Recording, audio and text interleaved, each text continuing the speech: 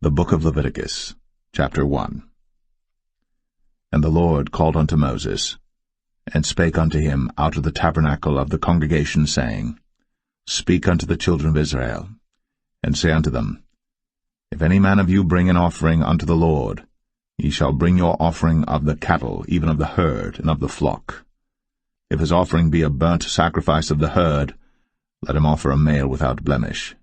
He shall offer it of his own voluntary will at the door of the tabernacle of the congregation before the Lord. And he shall put his hand upon the head of the burnt offering, and it shall be accepted for him to make atonement for him. And he shall kill the bullock before the Lord, and the priests, Aaron's sons, shall bring the blood, and sprinkle the blood round about upon the altar that is by the door of the tabernacle of the congregation. And he shall flay the burnt offering, and cut it into his pieces.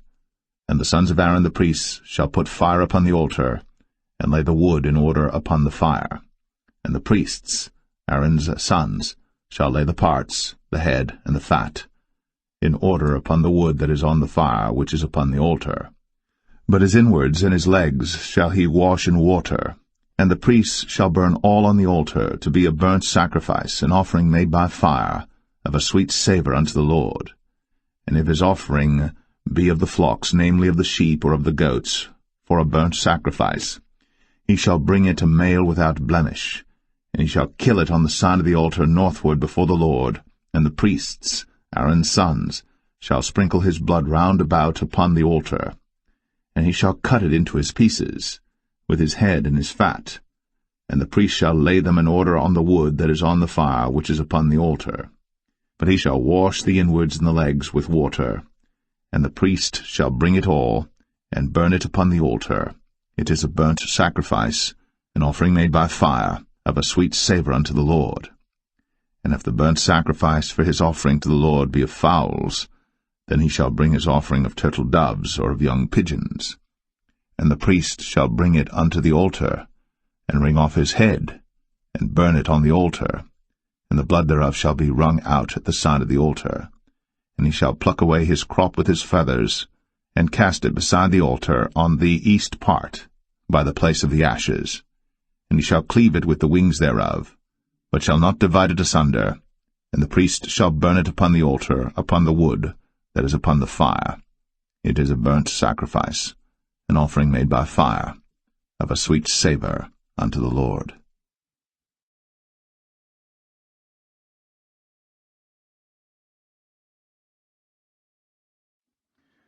Leviticus 2. And when any will offer a meat offering unto the Lord, his offering shall be of fine flour, and he shall pour oil upon it, and put frankincense thereon, and he shall bring it to Aaron's sons the priests. And he shall take thereout his handful of the flour thereof, and of the oil thereof, with all the frankincense thereof. And the priests shall burn the memorial of it upon the altar, to be an offering made by fire, of a sweet savour unto the Lord. And the remnant of the meat offering shall be Aaron's and his sons. It is a thing most holy of the offerings of the Lord made by fire. And if thou bring an oblation of a meat offering baked in the oven, it shall be unleavened cakes of fine flour mingled with oil, or unleavened wafers anointed with oil. And if thy oblation be a meat offering baked in a pan, it shall be of fine flour, unleavened, mingled with oil. Thou shalt part it in pieces, and pour oil thereon. It is a meat offering. And if thy oblation be a meat offering baked in the frying pan, it shall be made of fine flour with oil. And thou shalt bring the meat offering that is made of these things unto the Lord, and when it is presented unto the priest, he shall bring it unto the altar. And the priest shall take from the meat offering a memorial thereof, and shall burn it upon the altar. It is an offering made by fire, of a sweet savour unto the Lord. And that which is left of the meat offering shall be Aaron's and his sons. It is a thing most holy of the offerings of the Lord made by fire. No meat offering which ye shall bring unto the Lord shall be made with leaven, for ye shall burn no leaven, nor any honey, in any offering of the Lord made by fire. As for the oblation of the firstfruits, ye shall offer them unto the Lord, but they shall not be burnt on the altar for a sweet savour. And every oblation of thy meat offering shalt thou season with salt, neither shalt thou suffer the salt of the covenant of thy God to be lacking from thy meat offering, With all thine offerings thou shalt offer salt. And if thou offer a meat offering of thy firstfruits unto the Lord, thou shalt offer for the meat offering of thy firstfruits green ears of corn dried by the fire, even corn beaten out of full ears. And thou shalt put oil upon it, and lay frankincense thereon. It is a meat offering. And the priest shall burn the memorial of it, part of the beaten corn thereof, and part of the oil thereof, with all the frankincense thereof. It is an offering made by fire unto the Lord.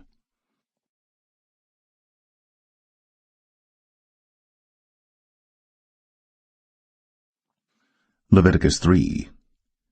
And if his oblation be a sacrifice of peace offering, if he offer it of the herd, whether it be a male or female, he shall offer it without blemish before the Lord. And he shall lay his hand upon the head of his offering, and kill it at the door of the tabernacle of the congregation. And Aaron's sons, the priests, shall sprinkle the blood upon the altar round about. And he shall offer of the sacrifice of the peace offering an offering made by fire unto the Lord, the fat that covereth the inwards, and all the fat that is upon the inwards, and the 2 kidneys, and the fat that is on them, which is by the flanks, and the caul above the liver, with the kidneys, it shall he take away. And Aaron's sons shall burn it on the altar upon the burnt sacrifice which is upon the wood that is on the fire. It is an offering made by fire, of a sweet savour unto the Lord. And if his offering for a sacrifice of peace offering unto the Lord be of the flock, male or female, he shall offer it without blemish. If he offer a lamb for his offering, then shall he offer it before the Lord. And he shall lay his hand upon the head of his offering, and kill it before the tabernacle of the congregation.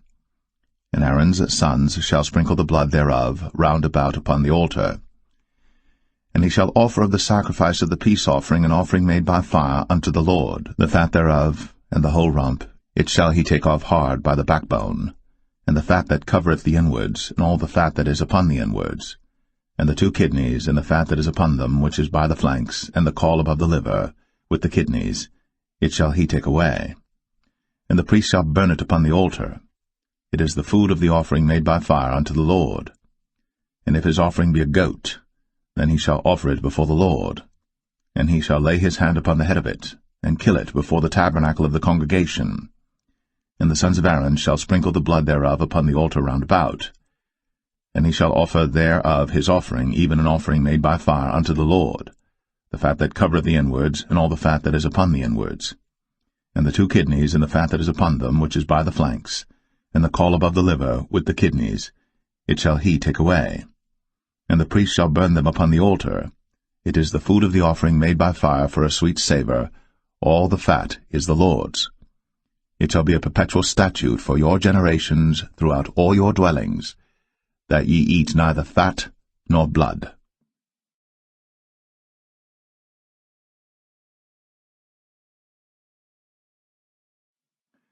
Leviticus 4. And the Lord spake unto Moses, saying, Speak unto the children of Israel, saying, If a soul shall sin through ignorance against any of the commandments of the Lord, concerning things which ought not to be done, and shall do against any of them, if the priest that is anointed do sin according to the sin of the people, then let him bring for his sin which he hath sinned a young bullock without blemish unto the Lord for a sin offering.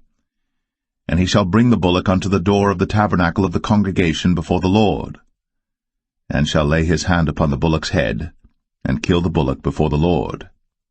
And the priest that is anointed shall take of the bullock's blood, and bring it to the tabernacle of the congregation. And the priest shall dip his finger in the blood, and sprinkle of the blood 7 times before the Lord, before the veil of the sanctuary. And the priest shall put some of the blood upon the horns of the altar of sweet incense before the Lord, which is in the tabernacle of the congregation, and shall pour all the blood of the bullock at the bottom of the altar of the burnt offering, which is at the door of the tabernacle of the congregation.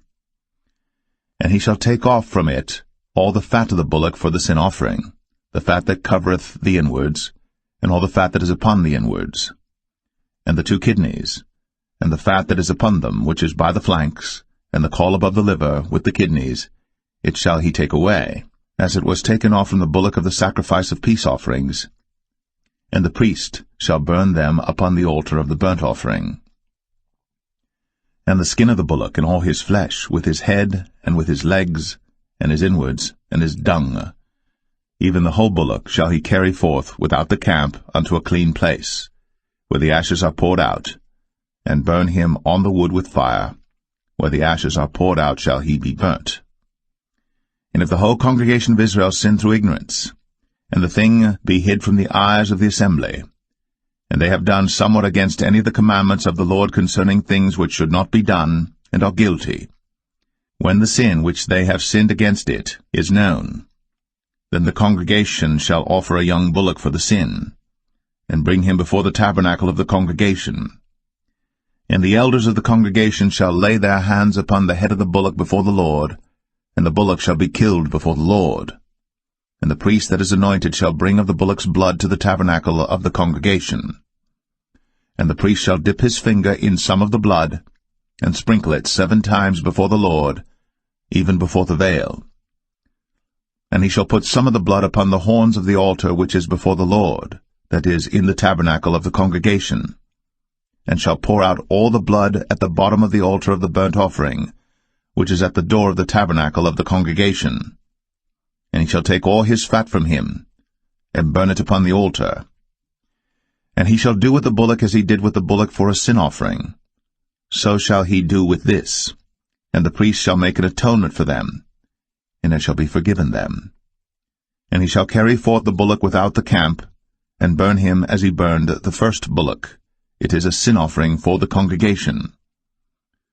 When a ruler hath sinned, and done somewhat through ignorance against any of the commandments of the Lord his God, concerning things which should not be done, and is guilty, or if his sin, wherein he hath sinned, come to his knowledge, he shall bring his offering, a kid of the goats, a male without blemish. And he shall lay his hand upon the head of the goat, and kill it in the place where they killed the burnt offering before the Lord. It is a sin offering. And the priest shall take of the blood of the sin offering with his finger, and put it upon the horns of the altar of burnt offering, and shall pour out his blood at the bottom of the altar of burnt offering. And he shall burn all his fat upon the altar, as the fat of the sacrifice of peace offerings. And the priest shall make an atonement for him as concerning his sin, and it shall be forgiven him. And if any one of the common people sin through ignorance, while he doeth somewhat against any of the commandments of the Lord concerning things which ought not to be done, and be guilty, or if his sin, which he hath sinned, come to his knowledge, then he shall bring his offering, a kid of the goats, a female without blemish, for his sin, which he hath sinned. And he shall lay his hand upon the head of the sin offering, and slay the sin offering in the place of the burnt offering. And the priest shall take of the blood thereof with his finger, and put it upon the horns of the altar of burnt offering, and shall pour out all the blood thereof at the bottom of the altar. And he shall take away all the fat thereof, as the fat is taken away from off the sacrifice of peace offerings. And the priest shall burn it upon the altar for a sweet savour unto the Lord. And the priest shall make an atonement for him, and it shall be forgiven him. And if he bring a lamb for a sin offering, he shall bring it a female without blemish. And he shall lay his hand upon the head of the sin offering, and slay it for a sin offering in the place where they kill the burnt offering. And the priest shall take of the blood of the sin offering with his finger, and put it upon the horns of the altar of burnt offering, and shall pour out all the blood thereof at the bottom of the altar. And he shall take away all the fat thereof, as the fat of the lamb is taken away from the sacrifice of the peace offerings. And the priest shall burn them upon the altar according to the offerings made by fire unto the Lord. And the priest shall make an atonement for his sin that he hath committed, and it shall be forgiven him.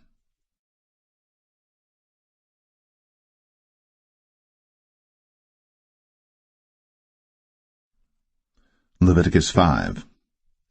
And if a soul sin, and hear the voice of swearing, and is a witness, whether he hath seen or known of it, if he do not utter it, then he shall bear his iniquity. Or if a soul touch any unclean thing, whether it be a carcass of an unclean beast, or a carcass of unclean cattle, or the carcass of unclean creeping things, and if it be hidden from him, he also shall be unclean and guilty. Or if he touch the uncleanness of man, whatsoever uncleanness it be that a man shall be defiled withal, and it be hid from him, when he knoweth of it, then he shall be guilty. Or if a soul swear, pronouncing with his lips to do evil, or to do good, whatsoever it be that a man shall pronounce with an oath, and it be hid from him, when he knoweth of it, then he shall be guilty in one of these. And it shall be, when he shall be guilty in one of these things, that he shall confess that he hath sinned in that thing. And he shall bring his trespass offering unto the Lord for his sin which he hath sinned, a female from the flock, a lamb or a kid of the goats, for a sin offering, and the priest shall make an atonement for him concerning his sin. And if he be not able to bring a lamb, then he shall bring for his trespass which he hath committed 2 turtle doves, or 2 young pigeons unto the Lord, one for a sin offering, and the other for a burnt offering. And he shall bring them unto the priest, who shall offer that which is for the sin offering first, and wring off his head from his neck, but shall not divide it asunder. And he shall sprinkle of the blood of the sin offering upon the side of the altar, and the rest of the blood shall be wrung out at the bottom of the altar. It is a sin offering. And he shall offer the second for a burnt offering according to the manner, and the priest shall make an atonement for him for his sin which he hath sinned, and it shall be forgiven him. But if he be not able to bring 2 turtle doves or 2 young pigeons, then he that sinned shall bring for his offering the 10th part of an ephah of fine flour for a sin offering. He shall put no oil upon it, neither shall he put any frankincense thereon, for it is a sin offering. Then shall he bring it to the priest, and the priest shall take his handful of it, even a memorial thereof, and burn it on the altar, according to the offerings made by fire unto the Lord. It is a sin offering. And the priest shall make an atonement for him as touching his sin that he hath sinned in one of these, and it shall be forgiven him. And the remnant shall be the priest's, as a meat offering. And the Lord spake unto Moses, saying, If a soul commit a trespass, and sin through ignorance in the holy things of the Lord, then he shall bring for his trespass unto the Lord a ram without blemish out of the flocks, with thy estimation by shekels of silver, after the shekel of the sanctuary, for a trespass offering. And he shall make amends for the harm that he hath done in the holy thing, and shall add the 5th part thereto, and give it unto the priest. And the priest shall make an atonement for him with the ram of the trespass offering, and it shall be forgiven him. And if a soul sin, and commit any of these things which are forbidden to be done by the commandments of the Lord, though he wist it not, yet is he guilty, and shall bear his iniquity. And he shall bring a ram without blemish out of the flock with thy estimation for a trespass offering unto the priest. And the priest shall make an atonement for him concerning his ignorance wherein he erred and wist it not, and it shall be forgiven him. It is a trespass offering. He hath certainly trespassed against the Lord.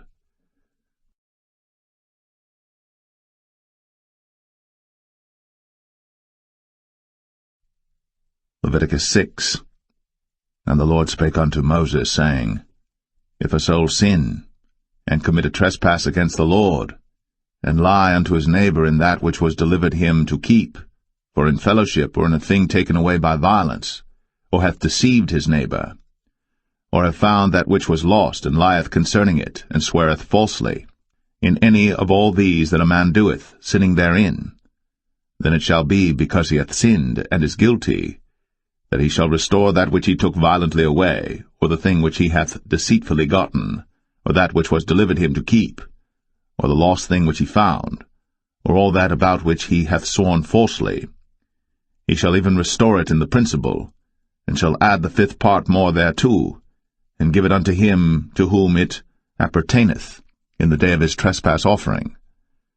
And he shall bring his trespass offering unto the Lord, a ram without blemish out of the flock, with thy estimation, for a trespass offering unto the priest. And the priest shall make an atonement for him before the Lord, and it shall be forgiven him for anything of all that he hath done in trespassing therein.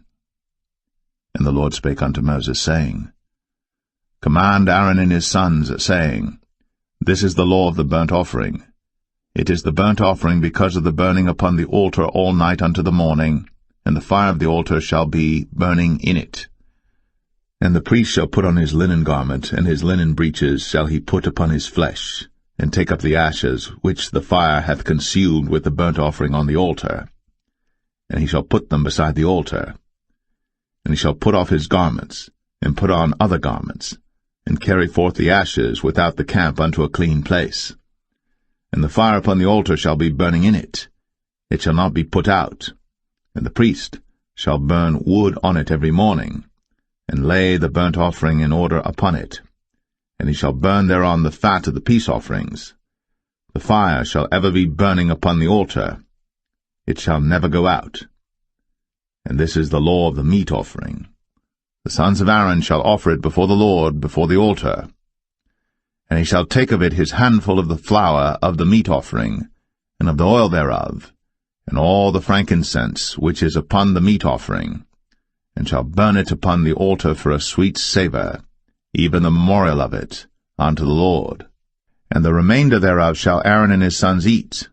With unleavened bread shall it be eaten in the holy place.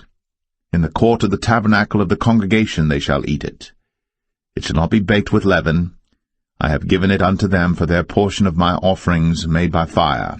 It is most holy, as is the sin offering, and as the trespass offering. All the males among the children of Aaron shall eat of it.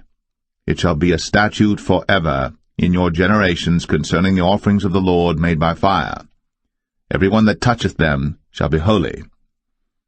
And the Lord spake unto Moses, saying, This is the offering of Aaron and of his sons, which they shall offer unto the Lord in the day when he is anointed. The 10th part of an ephah of fine flour for a meat offering perpetual, half of it in the morning, and half thereof at night. In a pan it shall be made with oil, and when it is baked, thou shalt bring it in. And the baked pieces of the meat offering shalt thou offer for a sweet savour unto the Lord. And the priest of his sons that is anointed in his stead shall offer it. It is a statute for ever unto the Lord. It shall be wholly burnt. For every meat offering for the priest shall be wholly burnt. It shall not be eaten. And the Lord spake unto Moses, saying, Speak unto Aaron and to his sons, saying, This is the law of the sin offering. In the place where the burnt offering is killed shall the sin offering be killed before the Lord. It is most holy. The priest that offereth it for sin shall eat it. In the holy place shall it be eaten, in the court of the tabernacle of the congregation. Whatsoever shall touch the flesh thereof shall be holy. And when there is sprinkled of the blood thereof upon any garment, thou shalt wash that whereon it was sprinkled in the holy place. But the earthen vessel wherein it is sodden shall be broken, and if it be sodden in a brazen pot, it shall be both scoured and rinsed in water. All the males among the priests shall eat thereof. It is most holy. And no sin offering whereof any of the blood is brought into the tabernacle of the congregation to reconcile with all in the holy place shall be eaten. It shall be burnt in the fire.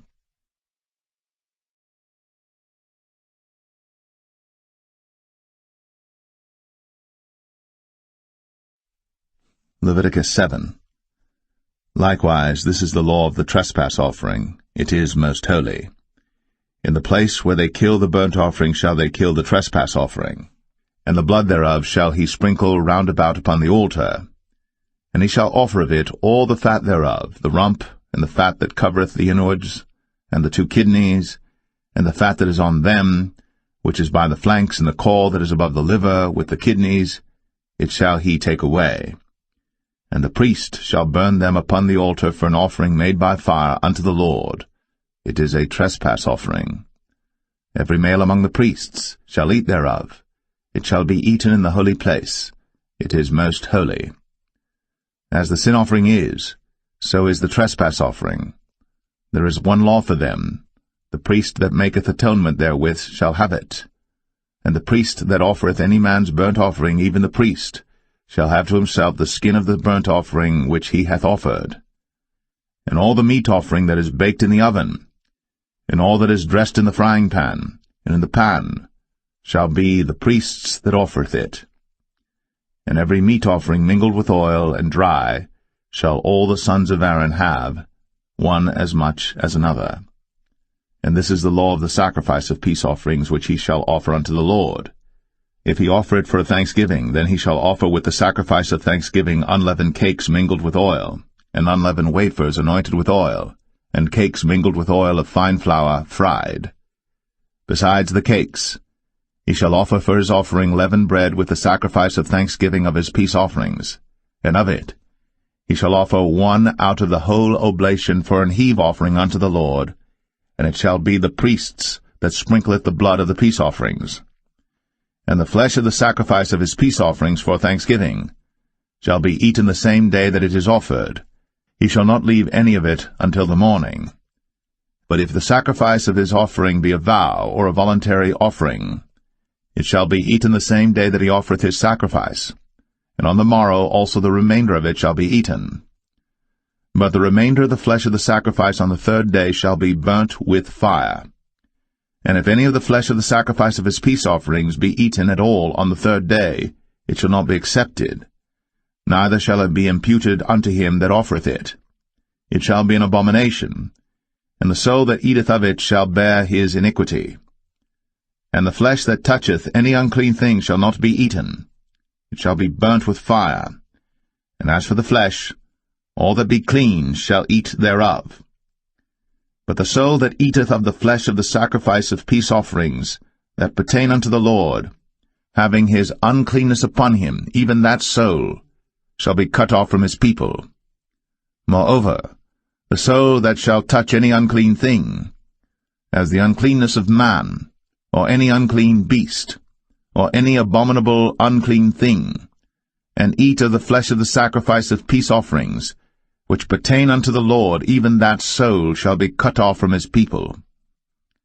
And the Lord spake unto Moses, saying, Speak unto the children of Israel, saying, Ye shall eat no manner of fat, of ox, or of sheep, or of goat, and the fat of the beast that dieth of itself, and the fat of that which is torn with beasts, may be used in any other use, but ye shall in no wise eat of it. For whosoever eateth the fat of the beast, of which men offer an offering made by fire unto the Lord, even the soul that eateth it shall be cut off from his people. Moreover, ye shall eat no manner of blood, whether it be of fowl or of beast, in any of your dwellings. Whatsoever soul it be that eateth any manner of blood, even that soul shall be cut off from his people.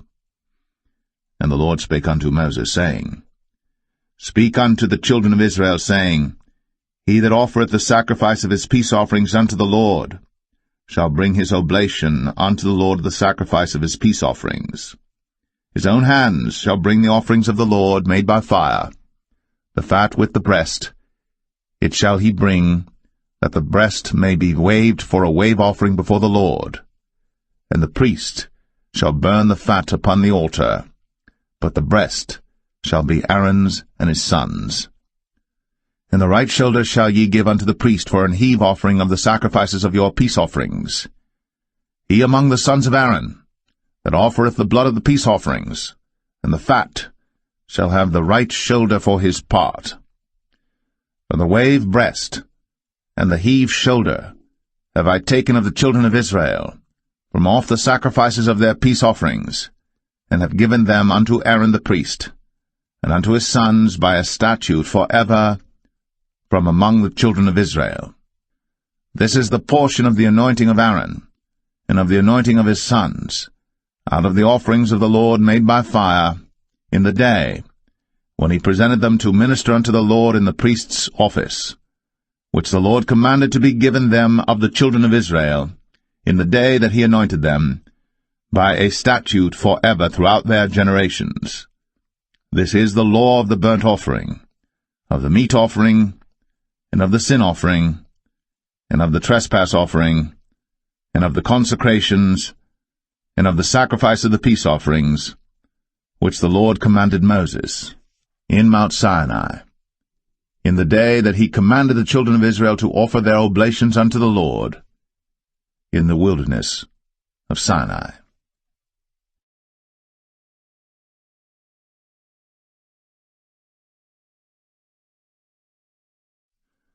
Leviticus 8.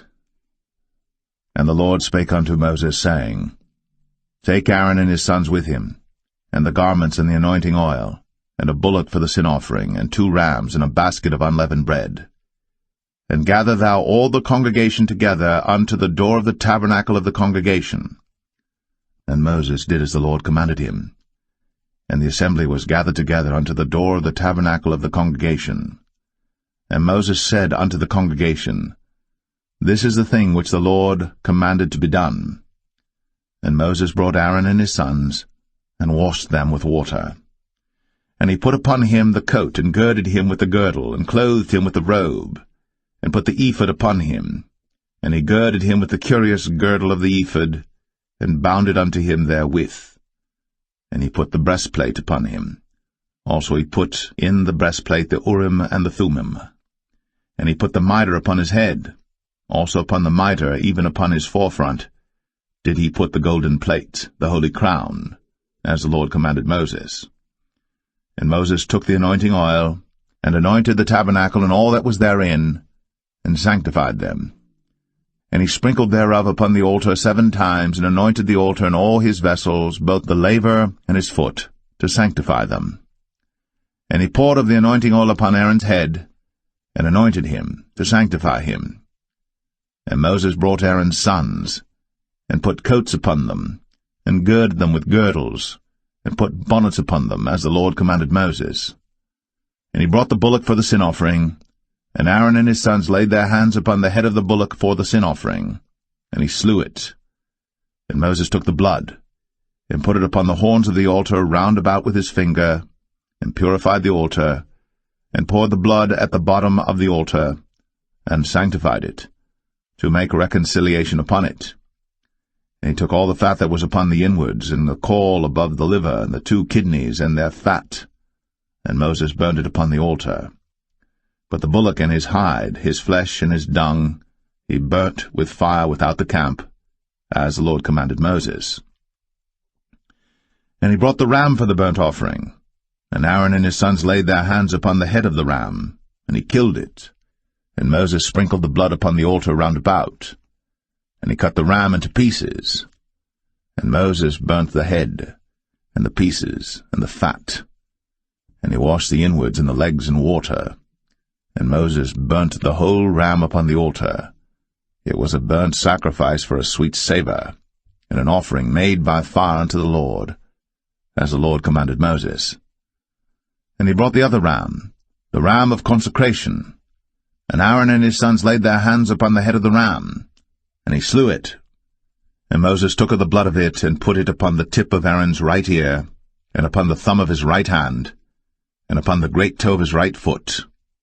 And he brought Aaron's sons, and Moses put of the blood upon the tip of their right ear, and upon the thumbs of their right hands, and upon the great toes of their right feet. And Moses sprinkled the blood upon the altar round about. And he took the fat, and the rump, and all the fat that was upon the inwards, and the caul above the liver, and the 2 kidneys and their fat, and the right shoulder, and out of the basket of unleavened bread that was before the Lord, he took 1 unleavened cake, and a cake of oiled bread, and 1 wafer, and put them on the fat, and upon the right shoulder. And he put all upon Aaron's hands, and upon his sons' hands, and waved them for a wave offering before the Lord. And Moses took them from off their hands, and burnt them on the altar upon the burnt offering. They were consecrations for a sweet savour. It is an offering made by fire unto the Lord. And Moses took the breast, and waved it for a wave offering before the Lord. For of the ram of consecration it was Moses' part, as the Lord commanded Moses. And Moses took of the anointing oil, and of the blood which was upon the altar, and sprinkled it upon Aaron, and upon his garments, and upon his sons, and upon his sons' garments with him, and sanctified Aaron, and his garments, and his sons' garments with him. And Moses said unto Aaron and to his sons, Boil the flesh at the door of the tabernacle of the congregation, and there eat it with the bread that is in the basket of consecrations, as I commanded, saying, Aaron and his sons shall eat it. and that which remaineth of the flesh and of the bread shall ye burn with fire. And ye shall not go out of the door of the tabernacle of the congregation in 7 days, until the days of your consecration be at an end. For 7 days shall he consecrate you. As he hath done this day, so the Lord hath commanded to do, to make an atonement for you. Therefore shall ye abide at the door of the tabernacle of the congregation day and night, 7 days, and keep the charge of the Lord, that ye die not, for so I am commanded. So Aaron and his sons did all things which the Lord commanded by the hand of Moses.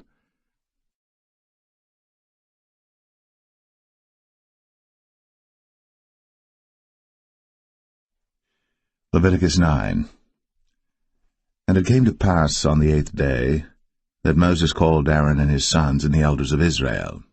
And he said unto Aaron, Take thee a young calf for a sin offering, and a ram for a burnt offering without blemish, and offer them before the Lord. And unto the children of Israel thou shalt speak, saying, Take ye a kid of the goats for a sin offering, and a calf and a lamb, both of the first year, without blemish, for a burnt offering. Also a bullock and a ram for peace offerings to sacrifice before the Lord, and a meat offering mingled with oil. For today the Lord will appear unto you.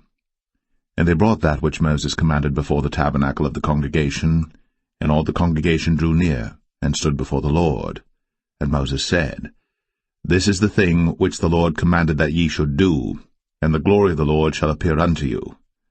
And Moses said unto Aaron, Go unto the altar, and offer thy sin offering, and thy burnt offering, and make an atonement for thyself, and for the people. And offer the offering of the people, and make an atonement for them, as the Lord commanded. Aaron therefore went unto the altar, and slew the calf of the sin offering, which was for himself. And the sons of Aaron brought the blood unto him, and he dipped his finger in the blood, and put it upon the horns of the altar, and poured out the blood at the bottom of the altar. But the fat and the kidneys and the caul above the liver of the sin offering he burnt upon the altar, as the Lord commanded Moses. And the flesh and the hide he burnt with fire without the camp, and he slew the burnt offering. And Aaron's sons presented unto him the blood which he sprinkled round about upon the altar.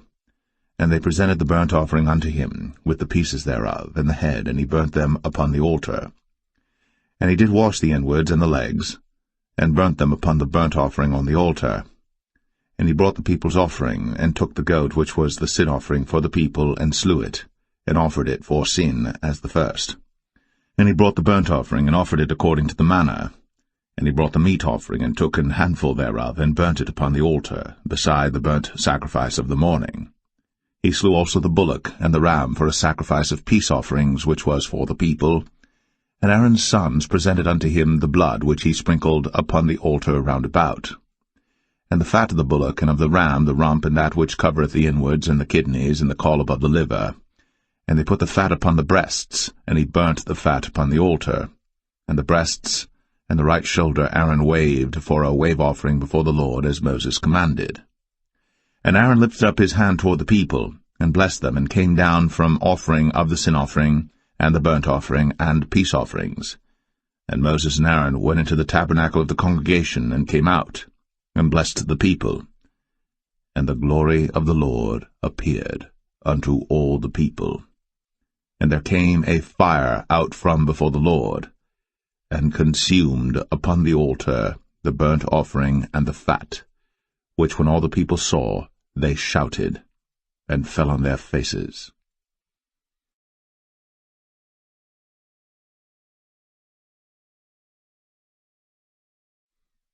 Leviticus 10. And Nadab and Abihu, the sons of Aaron, took either of them his censer, and put fire therein, and put incense thereon, and offered strange fire before the Lord, which he commanded them not. And there went out fire from the Lord, and devoured them, and they died before the Lord. Then Moses said unto Aaron, This is it that the Lord spake, saying, I will be sanctified in them that come nigh me, and before all the people I will be glorified. And Aaron held his peace.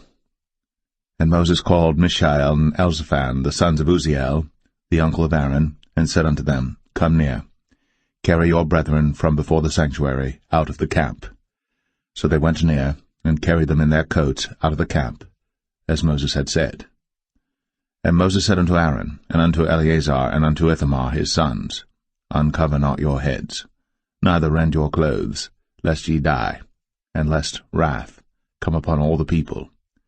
But let your brethren, the whole house of Israel, bewail the burning which the Lord hath kindled. And ye shall not go out from the door of the tabernacle of the congregation, lest ye die. For the anointing oil of the Lord is upon you. And they did according to the word of Moses. And the Lord spake unto Aaron, saying, Do not drink wine nor strong drink, thou nor thy sons with thee, when ye go into the tabernacle of the congregation, lest ye die. It shall be a statute for ever throughout your generations. And that ye may put difference between holy and unholy, and between unclean and clean, and that ye may teach the children of Israel all the statutes which the Lord hath spoken unto them by the hand of Moses. And Moses spake unto Aaron, and unto Eleazar, and unto Ithamar his sons that were left, Take the meat offering that remaineth of the offerings of the Lord made by fire, and eat it without leaven beside the altar, for it is most holy. And ye shall eat it in the holy place, because it is thy due, and thy son's due, of the sacrifices of the Lord made by fire, for so I am commanded. And the wave breast and heave shoulder shall ye eat in a clean place, thou and thy sons, and thy daughters with thee, for they be thy due, and thy sons' due, which are given out of the sacrifices of peace offerings of the children of Israel. The heave shoulder and the wave breast shall they bring with the offerings made by fire of the fat, to wave it for a wave offering before the Lord, and it shall be thine, and thy sons with thee, by a statute for ever, as the Lord hath commanded. And Moses diligently sought the goat of the sin offering, and behold, it was burnt.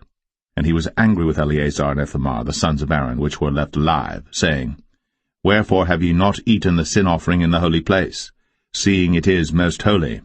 And God hath given it you to bear the iniquity of the congregation, to make atonement for them before the Lord. Behold, the blood of it was not brought in within the holy place. Ye should indeed have eaten it in the holy place, as I commanded. And Aaron said unto Moses, Behold, this day have they offered their sin offering and their burnt offering before the Lord. And such things have befallen me. And if I had eaten the sin offering today, should it have been accepted in the sight of the Lord? And when Moses heard that, he was content.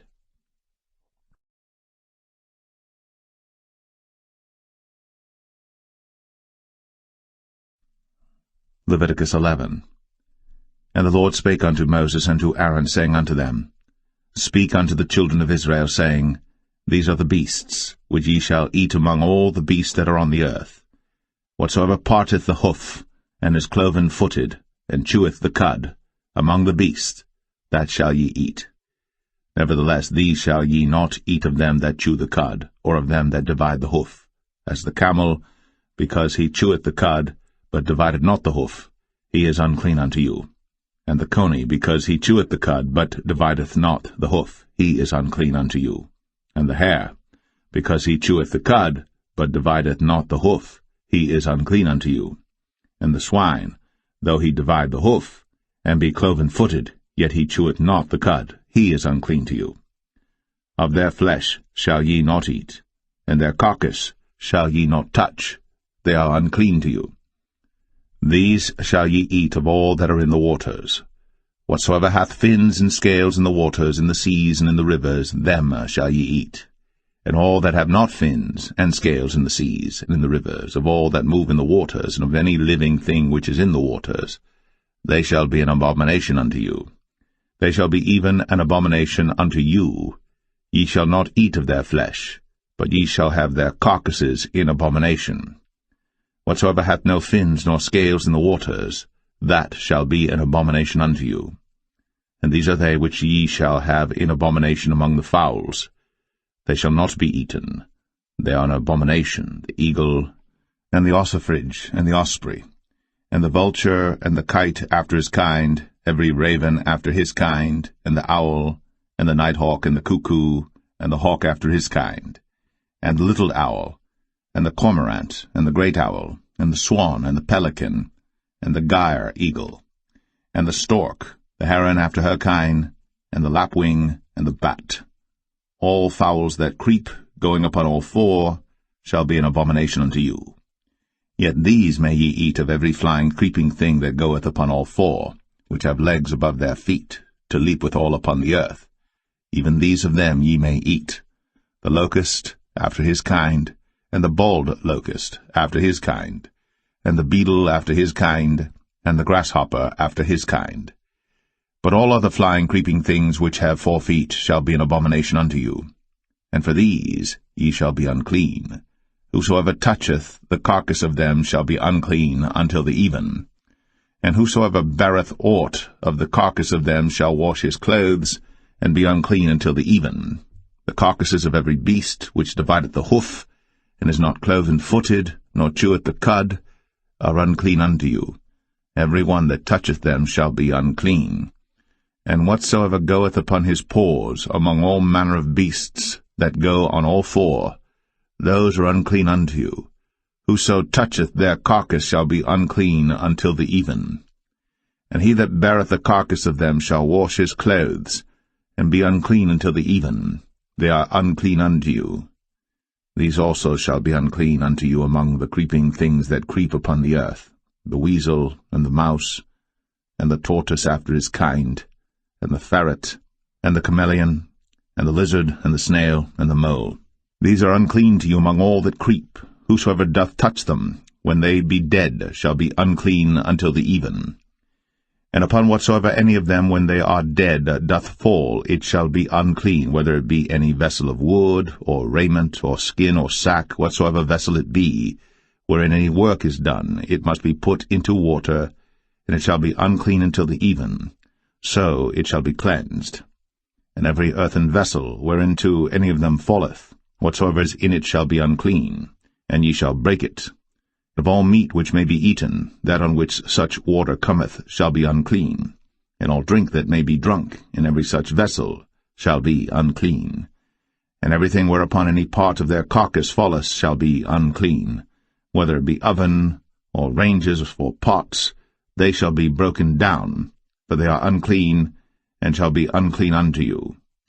Nevertheless a fountain or pit wherein there is plenty of water shall be clean, but that which toucheth their carcass shall be unclean. And if any part of their carcass fall upon any sowing seed which is to be sown, it shall be clean. But if any water be put upon the seed, and any part of their carcass fall thereon, it shall be unclean unto you. And if any beast of which ye may eat die, he that toucheth the carcass thereof shall be unclean until the even. And he that eateth of the carcass of it shall wash his clothes, and be unclean until the even. He also that beareth the carcass of it shall wash his clothes, and be unclean until the even. And every creeping thing that creepeth upon the earth shall be an abomination. It shall not be eaten. Whatsoever goeth upon the belly, and whatsoever goeth upon all four, or whatsoever hath more feet among all creeping things that creep upon the earth, them ye shall not eat, for they are an abomination. Ye shall not make yourselves abominable with any creeping thing that creepeth, neither shall ye make yourselves unclean with them, that ye should be defiled thereby. For I am the Lord your God. Ye shall therefore sanctify yourselves, and ye shall be holy, for I am holy. Neither shall ye defile yourselves with any manner of creeping thing that creepeth upon the earth. For I am the Lord that bringeth you up out of the land of Egypt, to be your God. Ye shall therefore be holy, for I am holy. This is the law of the beasts, and of the fowl, and of every living creature that moveth in the waters, and of every creature that creepeth upon the earth, to make a difference between the unclean and the clean, and between the beast that may be eaten, and the beast that may not be eaten.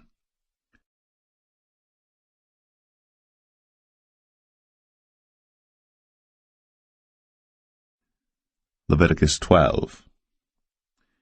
And the Lord spake unto Moses, saying, Speak unto the children of Israel, saying, If a woman have conceived seed, and born a man-child, then she shall be unclean 7 days, according to the days of the separation for her infirmity shall she be unclean. And in the 8th day the flesh of his foreskin shall be circumcised, and she shall then continue in the blood of her purifying 33 days. She shall touch no hallowed thing, nor come into the sanctuary until the days of her purifying be fulfilled. And if she bear a maid child, then she shall be unclean 2 weeks, as in her separation, and she shall continue in the blood of her purifying 66 days. And when the days of her purifying are fulfilled, for a son or for a daughter, she shall bring a lamb of the first year for a burnt offering, and a young pigeon, or a turtle dove, for a sin offering, unto the door of the tabernacle of the congregation, unto the priest, who shall offer it before the Lord, and make an atonement for her, and she shall be cleansed from the issue of her blood. This is the law for her that hath borne a male or a female. And if she be not able to bring a lamb, then she shall bring 2 turtles or 2 young pigeons, the one for the burnt offering and the other for a sin offering, and the priest shall make an atonement for her, and she shall be clean.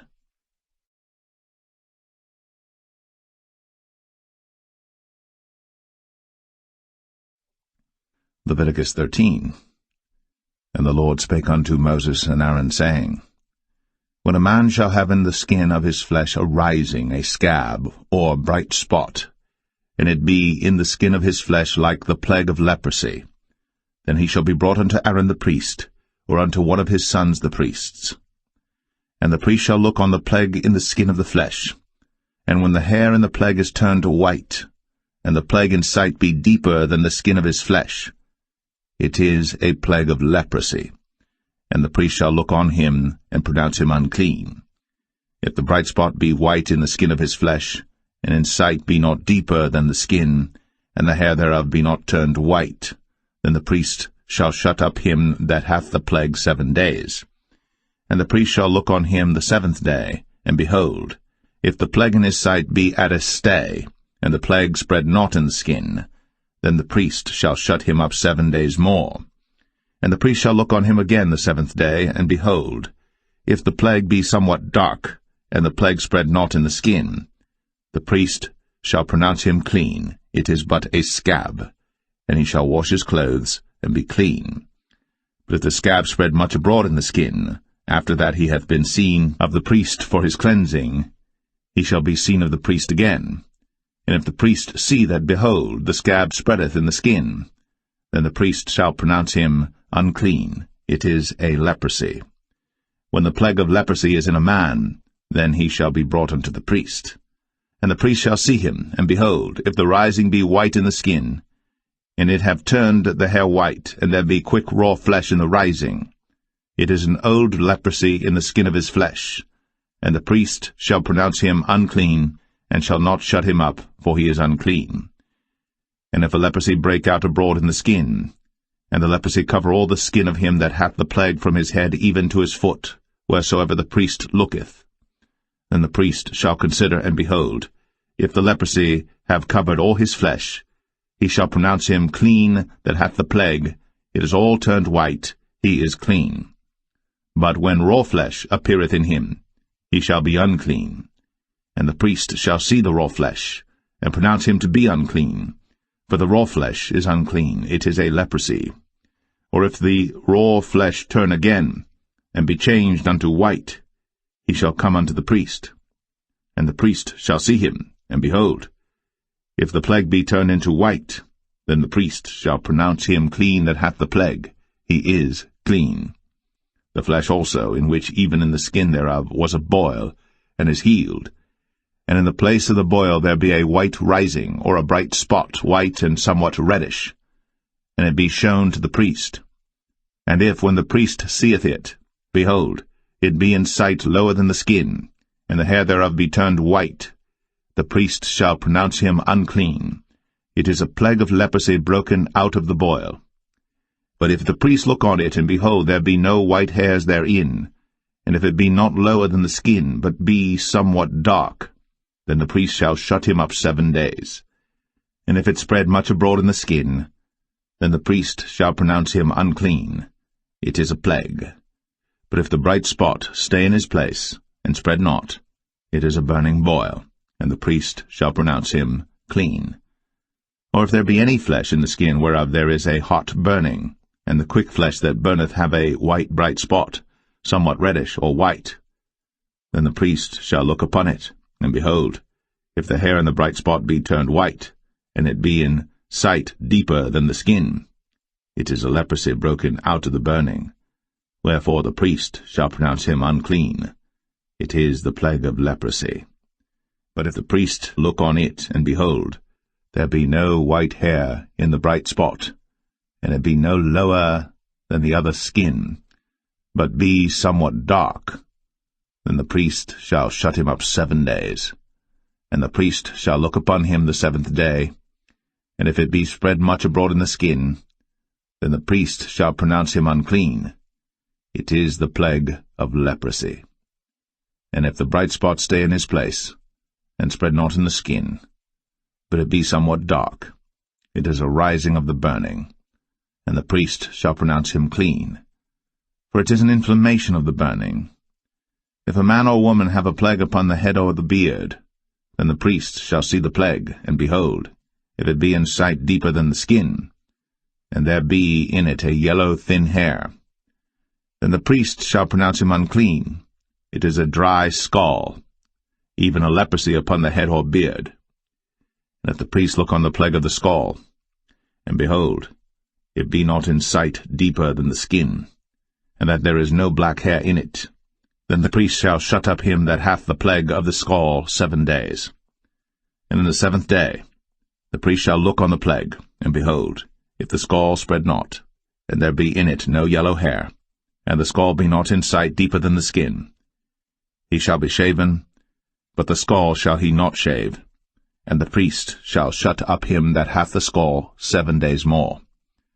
And in the 7th day the priest shall look on the scall, and behold, if the scall be not spread in the skin, nor be in sight deeper than the skin, then the priest shall pronounce him clean, and he shall wash his clothes, and be clean.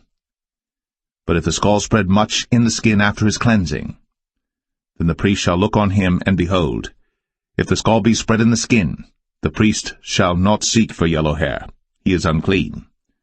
But if the scall be in his sight at a stay, and that there is black hair grown up therein, the scall is healed, he is clean, and the priest shall pronounce him clean. If a man also or a woman have in the skin of their flesh bright spots, even white bright spots, then the priest shall look, and behold, if the bright spots in the skin of their flesh be darkish white, it is a freckled spot that groweth in the skin, he is clean. And the man whose hair is fallen off his head, he is bald, yet is he clean. And he that hath his hair fallen off from the part of his head toward his face, he is forehead bald, yet is he clean. And if there be in the bald head or bald forehead a white reddish sore, it is a leprosy sprung up in his bald head, or his bald forehead. Then the priest shall look upon it, and behold, if the rising of the sore be white, reddish in his bald head, or in his bald forehead, as leprosy appeareth in the skin of the flesh, he is a leprous man. He is unclean. The priest shall pronounce him utterly unclean. His plague is in his head. And the leper in whom the plague is, his clothes shall be rent, and his head bare, and he shall put a covering upon his upper lip, and shall cry, Unclean, unclean. All the days wherein the plague shall be in him, he shall be defiled. He is unclean. He shall dwell alone. Without the camp shall his habitation be.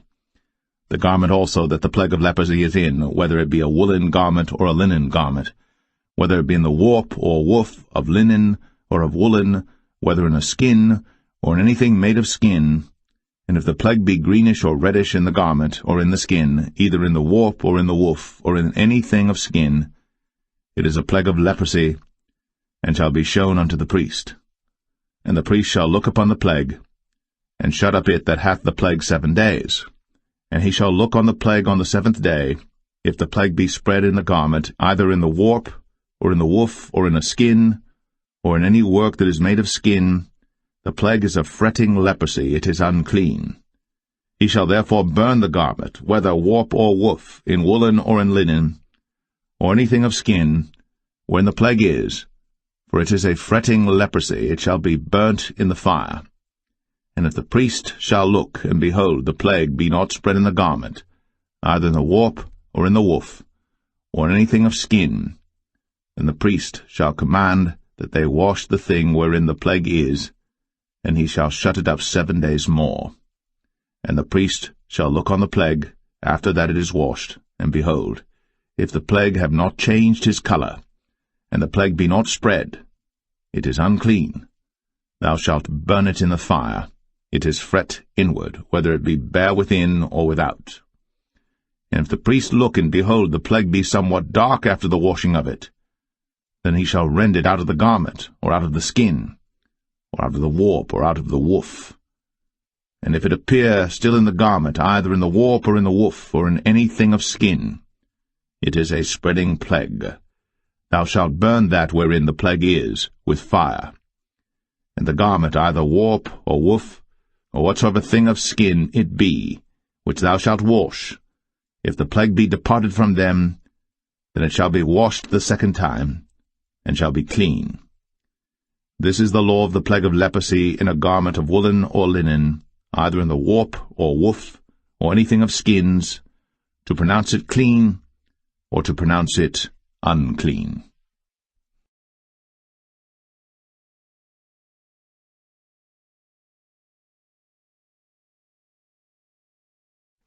Leviticus 14. And the Lord spake unto Moses, saying, This shall be the law of the leper in the day of his cleansing. He shall be brought unto the priest.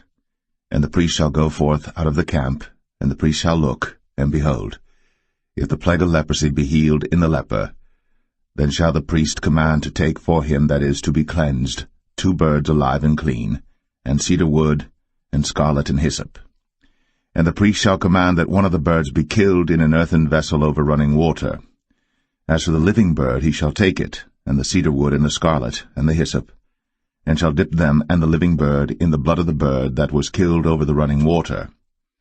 And he shall sprinkle upon him that is to be cleansed from the leprosy 7 times, and shall pronounce him clean, and shall let the living bird loose into the open field.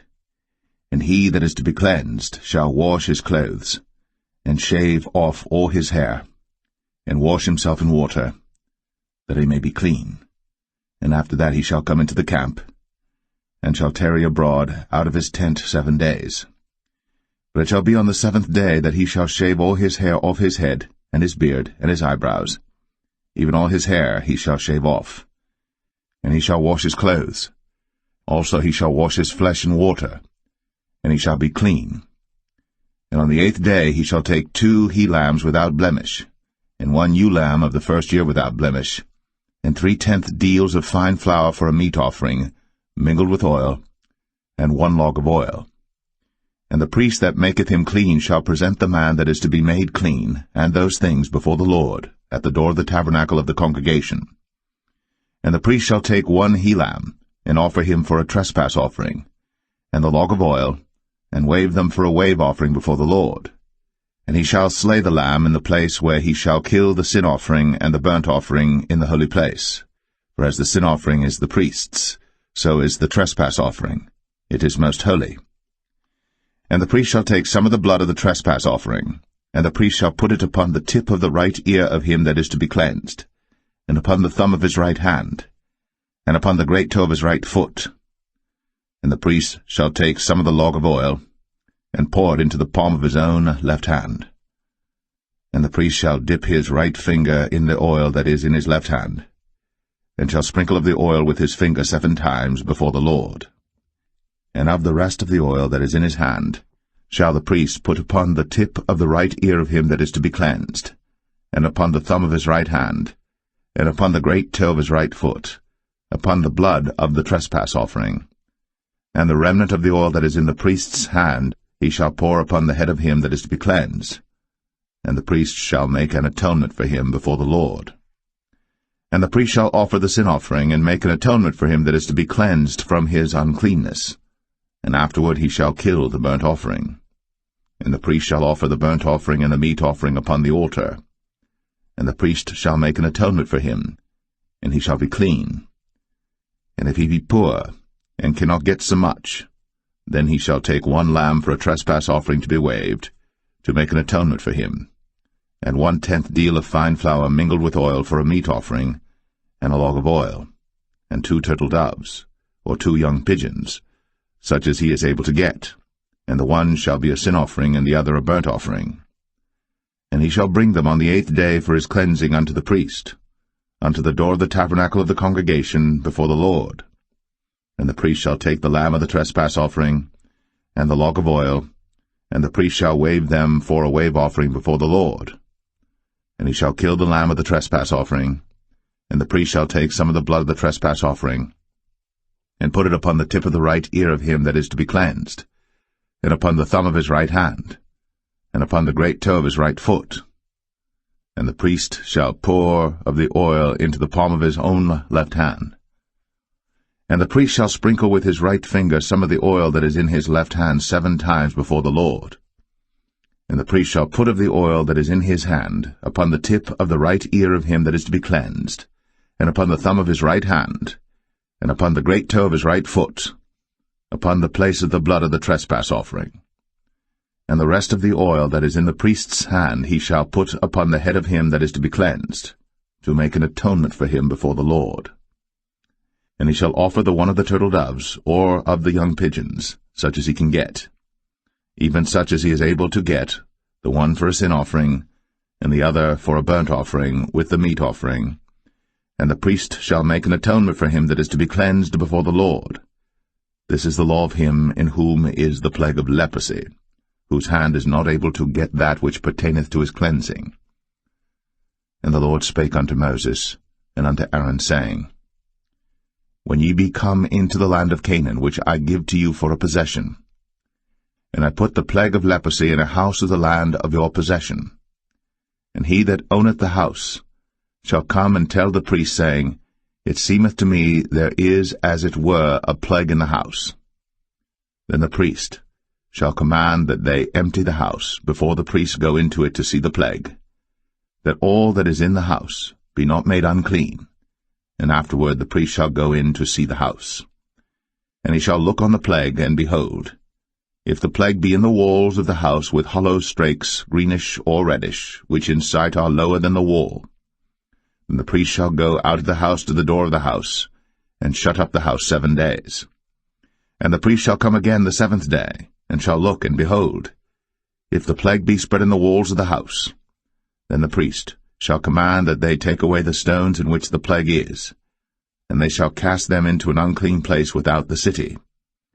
And he shall cause the house to be scraped within round about, and they shall pour out the dust that they scrape off without the city into an unclean place.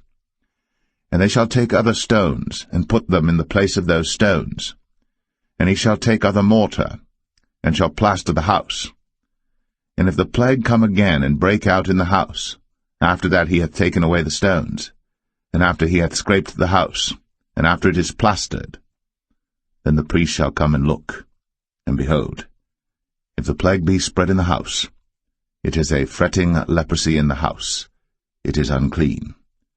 And he shall break down the house, the stones of it, and the timber thereof, and all the mortar of the house, and he shall carry them forth out of the city into an unclean place. Moreover, he that goeth into the house all the while that it is shut up shall be unclean until the even. And he that lieth in the house shall wash his clothes, and he that eateth in the house shall wash his clothes.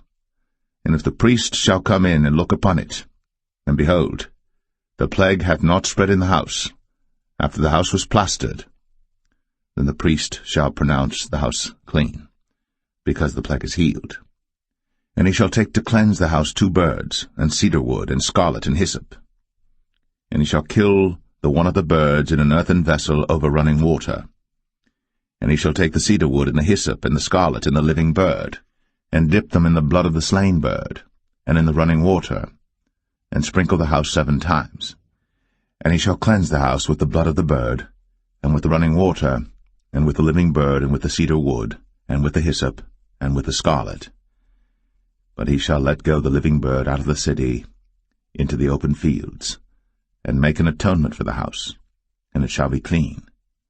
This is the law for all manner of plague of leprosy, and scall, and for the leprosy of a garment and of a house, and for a rising, and for a scab, and for a bright spot, to teach when it is unclean, and when it is clean. This is the law of leprosy.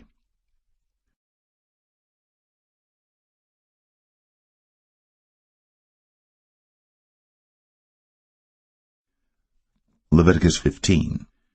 And the Lord spake unto Moses and to Aaron, saying, Speak unto the children of Israel, and say unto them, When any man hath a running issue out of his flesh, because of his issue he is unclean.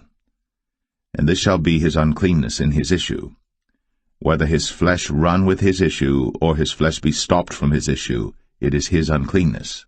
Every bed whereon he lieth that hath the issue is unclean, and everything whereon he sitteth shall be unclean. And whosoever toucheth his bed shall wash his clothes, and bathe himself in water, and be unclean until the even. And he that sitteth on anything whereon he sat that hath the issue shall wash his clothes, and bathe himself in water, and be unclean until the even. And he that toucheth the flesh of him that hath the issue shall wash his clothes, and bathe himself in water, and be unclean until the even. And if he that hath the issue spit upon him that is clean, then he shall wash his clothes, and bathe himself in water, and be unclean until the even. And what saddle soever he rideth upon that hath the issue shall be unclean. And whosoever toucheth anything that was under him shall be unclean until the even. And he that beareth any of those things shall wash his clothes, and bathe himself in water, and be unclean until the even. And whomsoever he toucheth that hath the issue, and hath not rinsed his hands in water, he shall wash his clothes, and bathe himself in water, and be unclean until the even. And the vessel of earth that he toucheth, which hath the issue, shall be broken, and every vessel of wood shall be rinsed in water.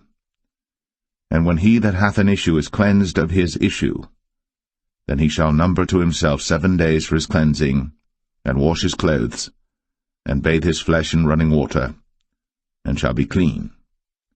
And on the 8th day he shall take to him 2 turtle doves, or 2 young pigeons, and come before the Lord unto the door of the tabernacle of the congregation, and give them unto the priest. And the priest shall offer them, the one for a sin offering, and the other for a burnt offering. And the priest shall make an atonement for him before the Lord for his issue. And if any man's seed of copulation go out from him, then he shall wash all his flesh in water, and be unclean until the even. And every garment and every skin whereon is the seed of copulation shall be washed with water, and be unclean until the even. The woman also with whom man shall lie with seed of copulation, they shall both bathe themselves in water, and be unclean until the even. And if a woman have an issue, and her issue in her flesh be blood, she shall be put apart 7 days, and whosoever toucheth her shall be unclean until the even. And everything that she lieth upon in her separation shall be unclean. Everything also that she sitteth upon shall be unclean. And whosoever toucheth her bed shall wash his clothes, and bathe himself in water, and be unclean until the even. And whosoever toucheth anything that she sat upon shall wash his clothes, and bathe himself in water, and be unclean until the even. And if it be on her bed, or on any thing whereon she sitteth, when he toucheth it, he shall be unclean until the even. And if any man lie with her at all, and her flowers be upon him, he shall be unclean 7 days, and all the bed whereon he lieth shall be unclean. And if a woman have an issue of her blood many days out of the time of her separation, or if it run beyond the time of her separation, all the days of the issue of her uncleanness shall be as the days of her separation. She shall be unclean. Every bed whereon she lieth all the days of her issue shall be unto her as the bed of her separation. And whatsoever she sitteth upon shall be unclean, as the uncleanness of her separation. And whosoever toucheth those things shall be unclean, and shall wash his clothes, and bathe himself in water, and be unclean until the even. But if she be cleansed of her issue, then she shall number to herself 7 days, and after that she shall be clean. And on the 8th day she shall take unto her 2 turtles, or 2 young pigeons, and bring them unto the priest, to the door of the tabernacle of the congregation. And the priest shall offer the one for a sin offering, and the other for a burnt offering, and the priest shall make an atonement for her before the Lord for the issue of her uncleanness. Thus shall ye separate the children of Israel from their uncleanness, that they die not in their uncleanness, when they defile my tabernacle that is among them. This is the law of him that hath an issue, and of him whose seed goeth from him, and is defiled therewith, and of her that is sick of her flowers, and of him that hath an issue, of the man, and of the woman, and of him that lieth with her, that is unclean.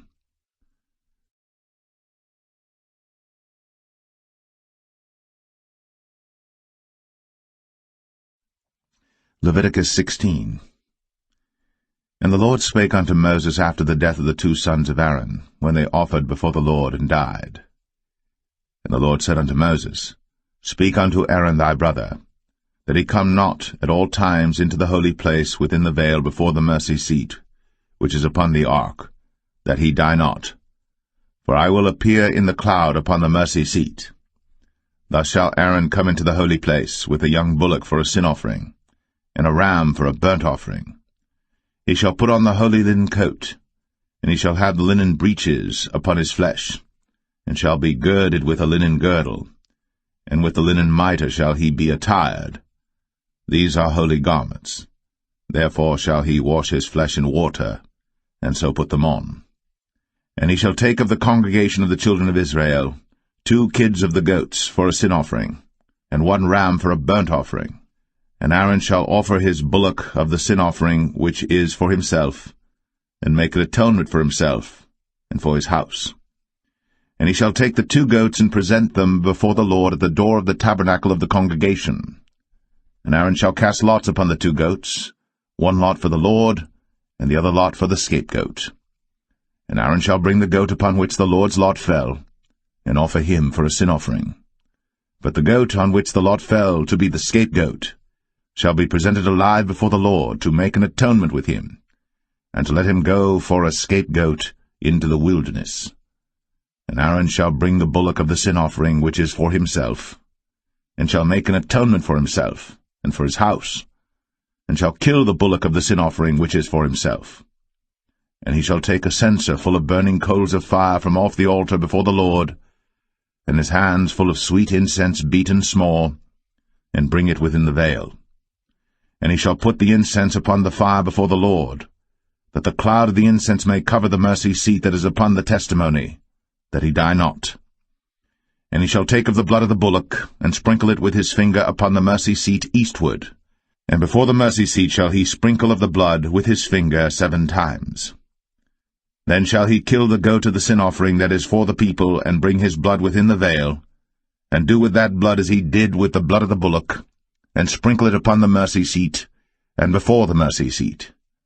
And he shall make an atonement for the holy place, because of the uncleanness of the children of Israel, and because of their transgressions and all their sins. And so shall he do for the tabernacle of the congregation that remaineth among them in the midst of their uncleanness. And there shall be no man in the tabernacle of the congregation when he goeth in to make an atonement in the holy place, until he come out, and have made an atonement for himself, and for his household, and for all the congregation of Israel. And he shall go out unto the altar that is before the Lord, and make an atonement for it, and shall take of the blood of the bullock, and of the blood of the goat, and put it upon the horns of the altar round about. And he shall sprinkle of the blood upon it with his finger 7 times, and cleanse it, and hallow it from the uncleanness of the children of Israel. And when he hath made an end of reconciling the holy place, and the tabernacle of the congregation, and the altar, he shall bring the live goat.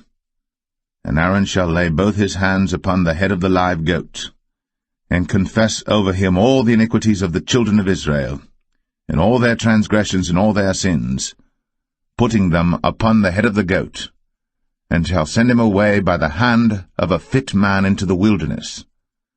And the goat shall bear upon him all their iniquities unto a land not inhabited. And he shall let go the goat in the wilderness. And Aaron shall come into the tabernacle of the congregation, and shall put off the linen garments, which he put on when he went into the holy place, and shall leave them there. And he shall wash his flesh with water in the holy place, and put on his garments, and come forth, and offer his burnt offering, and the burnt offering of the people, and make an atonement for himself and for the people. And the fat of the sin offering shall he burn upon the altar.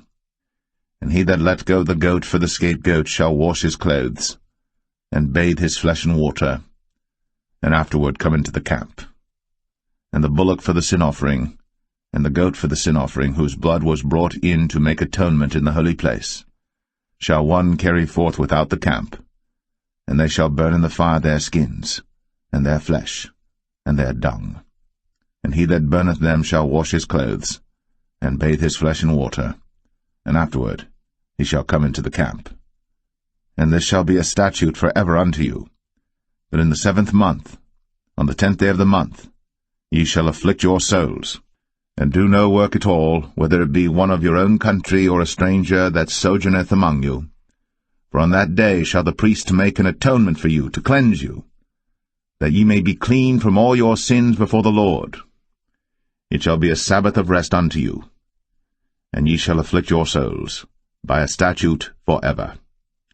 And the priest, whom he shall anoint, and whom he shall consecrate to minister in the priest's office in his father's stead, shall make the atonement, and shall put on the linen clothes, even the holy garments. And he shall make an atonement for the holy sanctuary, and he shall make an atonement for the tabernacle of the congregation, and for the altar. And he shall make an atonement for the priests, and for all the people of the congregation. And this shall be an everlasting statute unto you, to make an atonement for the children of Israel, for all their sins, once a year. And he did, as the Lord commanded Moses.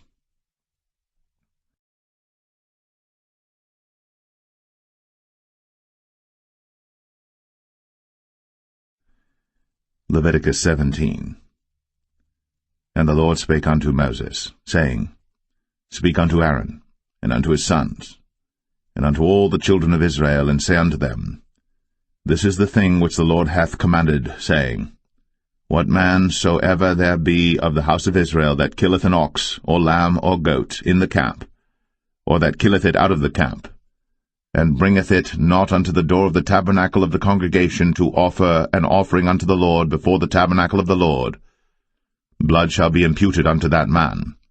He hath shed blood, and that man shall be cut off from among his people.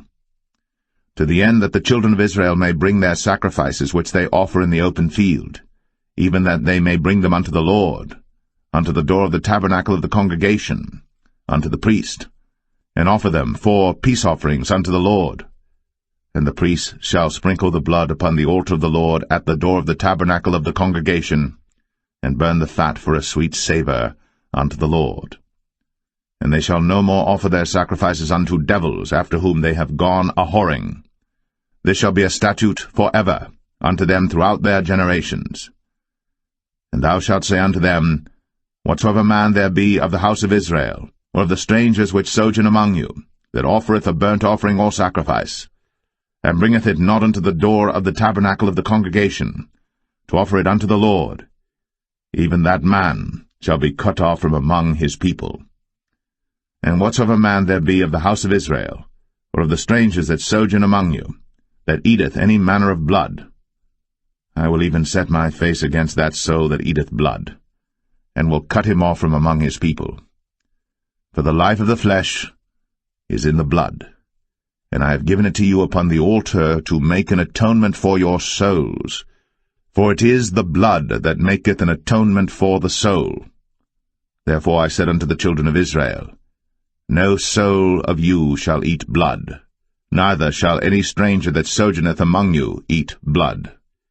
And whatsoever man there be of the children of Israel, or of the strangers that sojourn among you, which hunteth and catcheth any beast or fowl that may be eaten, he shall even pour out the blood thereof, and cover it with dust. For it is the life of all flesh, the blood of it is for the life thereof. Therefore I said unto the children of Israel, Ye shall eat the blood of no manner of flesh, for the life of all flesh is the blood thereof. Whosoever eateth it shall be cut off. And every soul that eateth that which died of itself, or that which was torn with beasts, whether it be one of your own country or a stranger, he shall both wash his clothes, and bathe himself in water, and be unclean until the even. Then shall he be clean.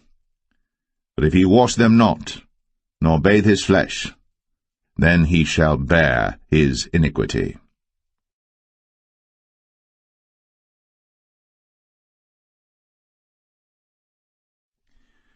Leviticus 18.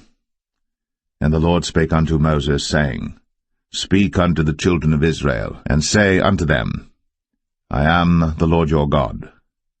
After the doings of the land of Egypt, wherein ye dwelt, shall ye not do, and after the doings of the land of Canaan, whither I bring you, shall ye not do, neither shall ye walk in their ordinances. Ye shall do my judgments, and keep mine ordinances, to walk therein. I am the Lord your God. Ye shall therefore keep my statutes and my judgments, which if a man do, he shall live in them. I am the Lord. None of you shall approach to any that is near of kin to him, to uncover their nakedness. I am the Lord. The nakedness of thy father, or the nakedness of thy mother, shalt thou not uncover. She is thy mother, thou shalt not uncover her nakedness. The nakedness of thy father's wife shalt thou not uncover. It is thy father's nakedness. The nakedness of thy sister, the daughter of thy father, or daughter of thy mother, whether she be born at home, or born abroad, even their nakedness thou shalt not uncover. The nakedness of thy son's daughter, or of thy daughter's daughter, even their nakedness thou shalt not uncover. For theirs is thine own nakedness. The nakedness of thy father's wife's daughter, begotten of thy father, she is thy sister. Thou shalt not uncover her nakedness. Thou shalt not uncover the nakedness of thy father's sister. She is thy father's near kinswoman. Thou shalt not uncover the nakedness of thy mother's sister, for she is thy mother's near kinswoman.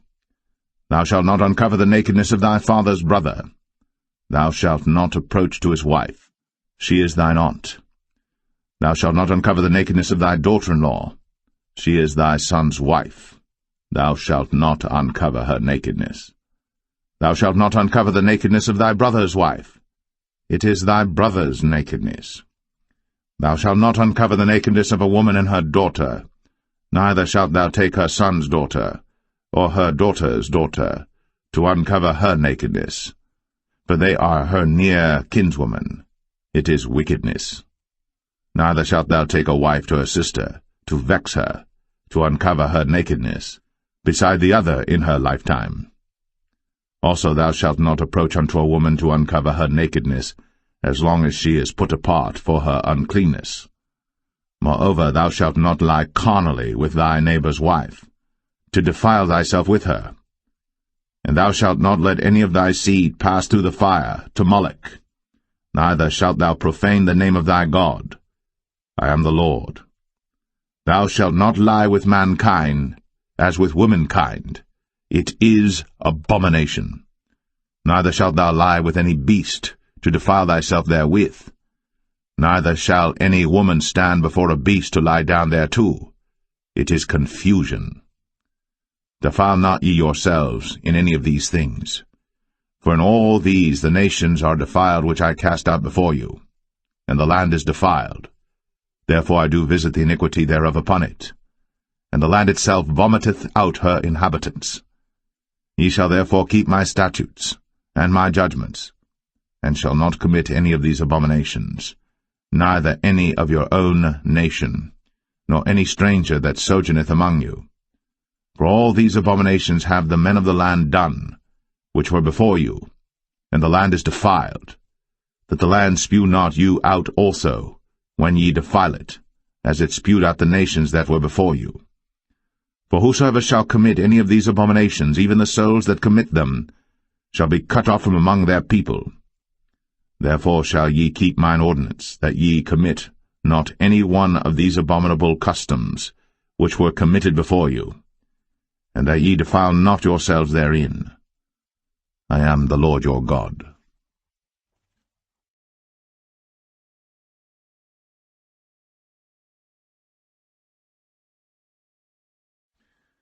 Leviticus 19. And the Lord spake unto Moses, saying, Speak unto all the congregation of the children of Israel, and say unto them, Ye shall be holy, for I, the Lord your God, am holy. Ye shall fear every man his mother, and his father, and keep my Sabbaths. I am the Lord your God. Turn ye not unto idols, nor make to yourselves molten gods. I am the Lord your God. And if ye offer a sacrifice of peace offerings unto the Lord, ye shall offer it at your own will. It shall be eaten the same day ye offer it, and on the morrow, and if aught remain until the third day, it shall be burnt in the fire. And if it be eaten at all on the third day, it is abominable, it shall not be accepted. Therefore every one that eateth it shall bear his iniquity, because he hath profaned the hallowed thing of the Lord, and that so shall be cut off from among his people. And when ye reap the harvest of your land, thou shalt not wholly reap the corners of thy field, neither shalt thou gather the gleanings of thy harvest. And thou shalt not glean thy vineyard, neither shalt thou gather every grape of thy vineyard. Thou shalt leave them for the poor and stranger. I am the Lord your God. Ye shall not steal, neither deal falsely, neither lie one to another. And ye shall not swear by my name falsely, neither shalt thou profane the name of thy God. I am the Lord. Thou shalt not defraud thy neighbor, neither rob him. The wages of him that is hired shall not abide with thee all night until the morning. Thou shalt not curse the deaf, nor put a stumbling block before the blind, but shalt fear thy God. I am the Lord. Ye shall do no unrighteousness in judgment. Thou shalt not respect the person of the poor, nor honor the person of the mighty, but in righteousness shalt thou judge thy neighbor. Thou shalt not go up and down as a talebearer among thy people, neither shalt thou stand against the blood of thy neighbor. I am the Lord. Thou shalt not hate thy brother in thine heart. Thou shalt in any wise rebuke thy neighbor, and not suffer sin upon him. Thou shalt not avenge, nor bear any grudge against the children of thy people, but thou shalt love thy neighbor as thyself. I am the Lord. Ye shall keep my statutes. Thou shalt not let thy cattle gender with a diverse kind. Thou shalt not sow thy field with mingled seed, neither shall a garment mingled of linen and woolen come upon thee. And whosoever lieth carnally with a woman that is a bondmaid, betrothed to an husband, and not at all redeemed, nor freedom given her, she shall be scourged. They shall not be put to death, because she was not free. And he shall bring his trespass offering unto the Lord, unto the door of the tabernacle of the congregation, even a ram for a trespass offering. And the priest shall make an atonement for him with the ram of the trespass offering before the Lord for his sin which he hath done, and the sin which he hath done shall be forgiven him. And when ye shall come into the land, and shall have planted all manner of trees for food, then ye shall count the fruit thereof as uncircumcised. 3 years shall it be as uncircumcised unto you. It shall not be eaten of. But in the 4th year all the fruit thereof shall be holy to praise the Lord withal. And in the 5th year shall ye eat of the fruit thereof, that it may yield unto you the increase thereof. I am the Lord your God. Ye shall not eat anything with the blood, neither shall ye use enchantment, nor observe times. Ye shall not round the corners of your heads, neither shalt thou mar the corners of thy beard. Ye shall not make any cuttings in your flesh for the dead, nor print any marks upon you. I am the Lord. Do not prostitute thy daughter to cause her to be a whore, lest the land fall to whoredom, and the land become full of wickedness. Ye shall keep my Sabbaths, and reverence my sanctuary. I am the Lord. Regard not them that have familiar spirits, neither seek after wizards, to be defiled by them. I am the Lord your God. Thou shalt rise up before the hoary head, and honour the face of the old man, and fear thy God. I am the Lord. And if a stranger sojourn with thee in your land, ye shall not vex him. But the stranger that dwelleth with you shall be unto you as one born among you, and thou shalt love him as thyself. For ye were strangers in the land of Egypt. I am the Lord your God. Ye shall do no unrighteousness in judgment, and meet yard in weight or in measure. Just balances, just weights, a just ephah, and a just hin shall ye have. I am the Lord your God, which brought you out of the land of Egypt. Therefore shall ye observe all my statutes, and all my judgments, and do them. I am the Lord.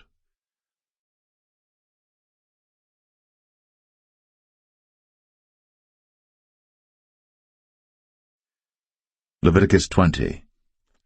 And the Lord spake unto Moses, saying, Again, thou shalt say to the children of Israel, Whosoever he be of the children of Israel, or of the strangers that sojourn in Israel, that giveth any of his seed unto Moloch, he shall surely be put to death. The people of the land shall stone him with stones.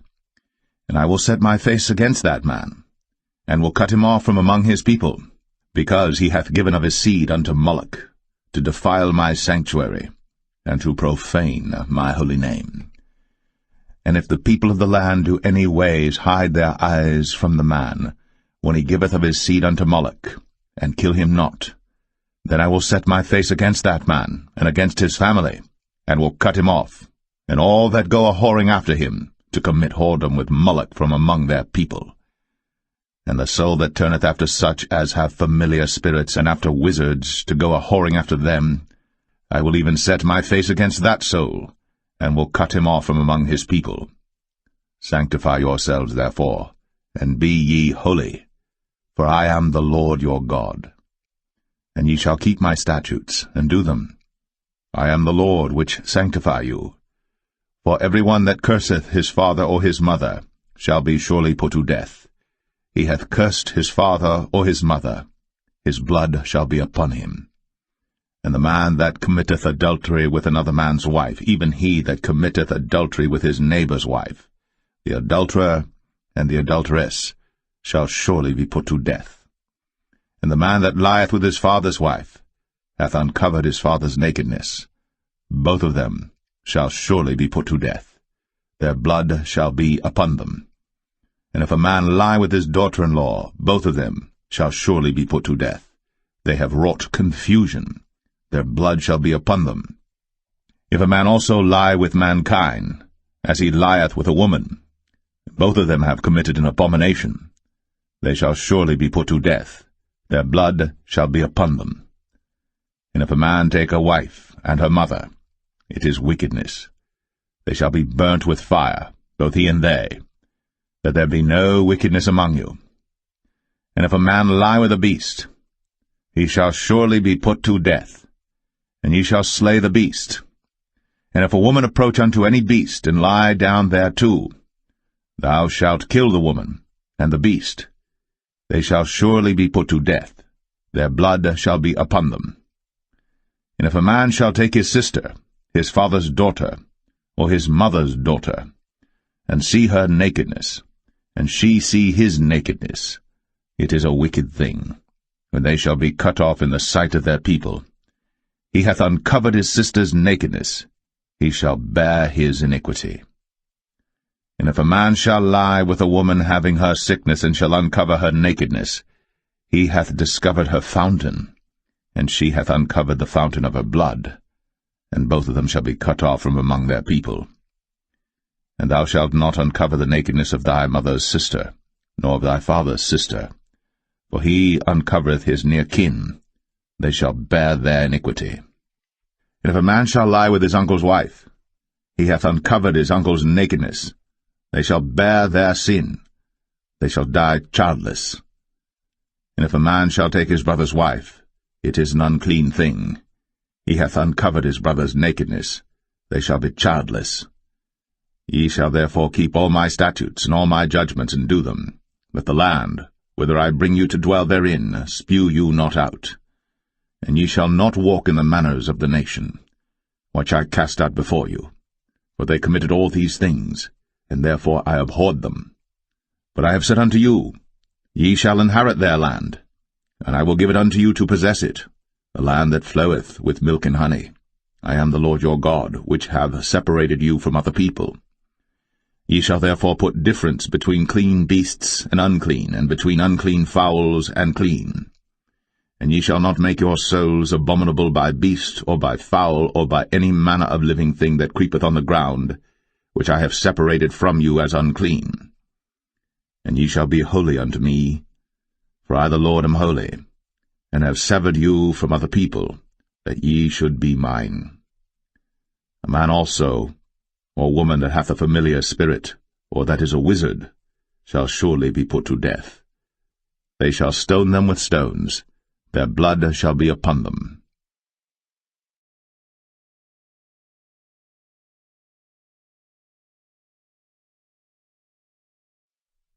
Leviticus 21. And the Lord said unto Moses, Speak unto the priests, the sons of Aaron, and say unto them, There shall none be defiled for the dead among his people. But for his kin that is near unto him, that is, for his mother, and for his father, and for his son, and for his daughter, and for his brother, and for his sister a virgin, that is nigh unto him, which hath had no husband, for her may he be defiled. But he shall not defile himself, being a chief man among his people, to profane himself. They shall not make baldness upon their head, neither shall they shave off the corner of their beard, nor make any cuttings in their flesh. They shall be holy unto their God, and not profane the name of their God, for the offerings of the Lord made by fire, and the bread of their God they do offer, therefore they shall be holy. They shall not take a wife that is a whore, or profane, neither shall they take a woman put away from her husband, for he is holy unto his God. Thou shalt sanctify him therefore, for he offereth the bread of thy God. He shall be holy unto thee. For I, the Lord, which sanctify you, am holy. And the daughter of any priest, if she profane herself by playing the whore, she profaneth her father. She shall be burnt with fire. And he that is the high priest among his brethren, upon whose head the anointing oil was poured, and that is consecrated to put on the garments, shall not uncover his head nor rend his clothes. Neither shall he go into any dead body, nor defile himself for his father, or for his mother. Neither shall he go out of the sanctuary, nor profane the sanctuary of his God. For the crown of the anointing oil of his God is upon him. I am the Lord. And he shall take a wife in her virginity, a widow, or a divorced woman, or profane, or an harlot. These shall he not take, but he shall take a virgin of his own people to wife. Neither shall he profane his seed among his people, for I the Lord do sanctify him. And the Lord spake unto Moses, saying, Speak unto Aaron, saying, Whosoever he be of thy seed in their generations that hath any blemish, let him not approach to offer the bread of his God. For whatsoever man he be that hath a blemish, he shall not approach, a blind man, or a lame, or he that hath a flat nose, or anything superfluous, or a man that is broken-footed, or broken-handed, or crooked-backed, or a dwarf, or that hath a blemish in his eye, or be scurvy, or scabbed, or hath his stones broken. No man that hath a blemish of the seed of Aaron the priest shall come nigh to offer the offerings of the Lord made by fire. He hath a blemish. He shall not come nigh to offer the bread of his God. He shall eat the bread of his God, both of the most holy and of the holy. Only he shall not go in unto the veil, nor come nigh unto the altar, because he hath a blemish, that he profane not my sanctuaries. For I the Lord do sanctify them.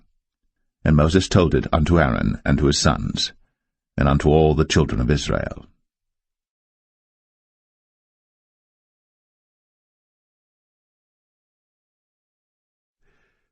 Leviticus 22. And the Lord spake unto Moses, saying, Speak unto Aaron and to his sons, that they separate themselves from the holy things of the children of Israel, and that they profane not my holy name in those things which they hallow unto me. I am the Lord. Say unto them, Whosoever he be of all your seed among your generations, that goeth unto the holy things, which the children of Israel hallow unto the Lord, having his uncleanness upon him, that soul shall be cut off from my presence. I am the Lord.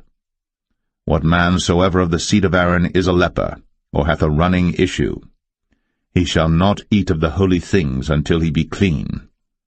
And whoso toucheth anything that is unclean by the dead, or a man whose seed goeth from him, or whosoever toucheth any creeping thing, whereby he may be made unclean, or a man of whom he may take uncleanness, whatsoever uncleanness he hath, the soul which hath touched any such shall be unclean until even, and shall not eat of the holy things, unless he wash his flesh with water. And when the sun is down, he shall be clean, and shall afterward eat of the holy things, because it is his food. That which dieth of itself, or is torn with beasts, he shall not eat to defile himself therewith. I am the Lord. They shall therefore keep mine ordinance, lest they bear sin for it, and die therefore, if they profane it. I the Lord do sanctify them. There shall no stranger eat of the holy thing. A sojourner of the priest, or an hired servant, shall not eat of the holy thing. But if the priest buy any soul with his money, he shall eat of it. And he that is born in his house, they shall eat of his meat. If the priest's daughter also be married unto a stranger, she may not eat of an offering of the holy things. But if the priest's daughter be a widow, or divorced, and have no child, and is returned unto her father's house, as in her youth, she shall eat of her father's meat. But there shall no stranger eat thereof. And if a man eat of the holy thing unwittingly, then he shall put the 5th part thereof unto it, and shall give it unto the priest with the holy thing.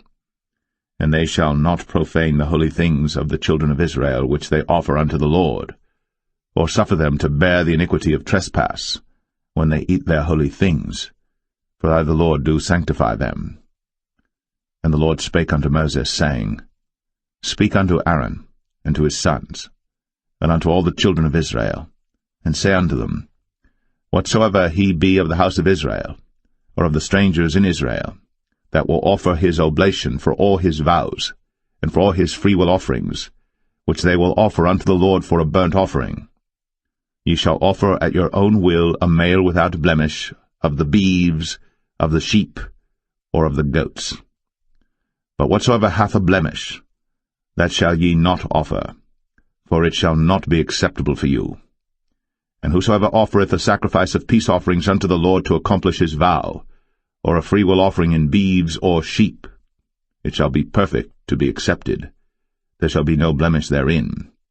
Blind, or broken, or maimed, or having a wen, or scurvy, or scabbed, ye shall not offer these unto the Lord, nor make an offering by fire of them upon the altar unto the Lord, either a bullock, or a lamb that hath anything superfluous or lacking in his parts, that mayest thou offer for a freewill offering, but for a vow it shall not be accepted. Ye shall not offer unto the Lord that which is bruised, or crushed, or broken, or cut. Neither shall ye make any offering thereof in your land. Neither from a stranger's hand shall ye offer the bread of your God of any of these, because their corruption is in them, and blemishes be in them. They shall not be accepted for you. And the Lord spake unto Moses, saying, When a bullock or a sheep or a goat is brought forth, then it shall be 7 days under the dam, and from the 8th day and thenceforth it shall be accepted for an offering made by fire unto the Lord. And whether it be cow or ewe, ye shall not kill it and her young both in 1 day. And when ye will offer a sacrifice of thanksgiving unto the Lord, offer it at your own will. On the same day it shall be eaten up. Ye shall leave none of it until the morrow. I am the Lord. Therefore shall ye keep my commandments, and do them. I am the Lord. Neither shall ye profane my holy name, but I will be hallowed among the children of Israel. I am the Lord which hallow you, that brought you out of the land of Egypt, to be your God. I am the Lord.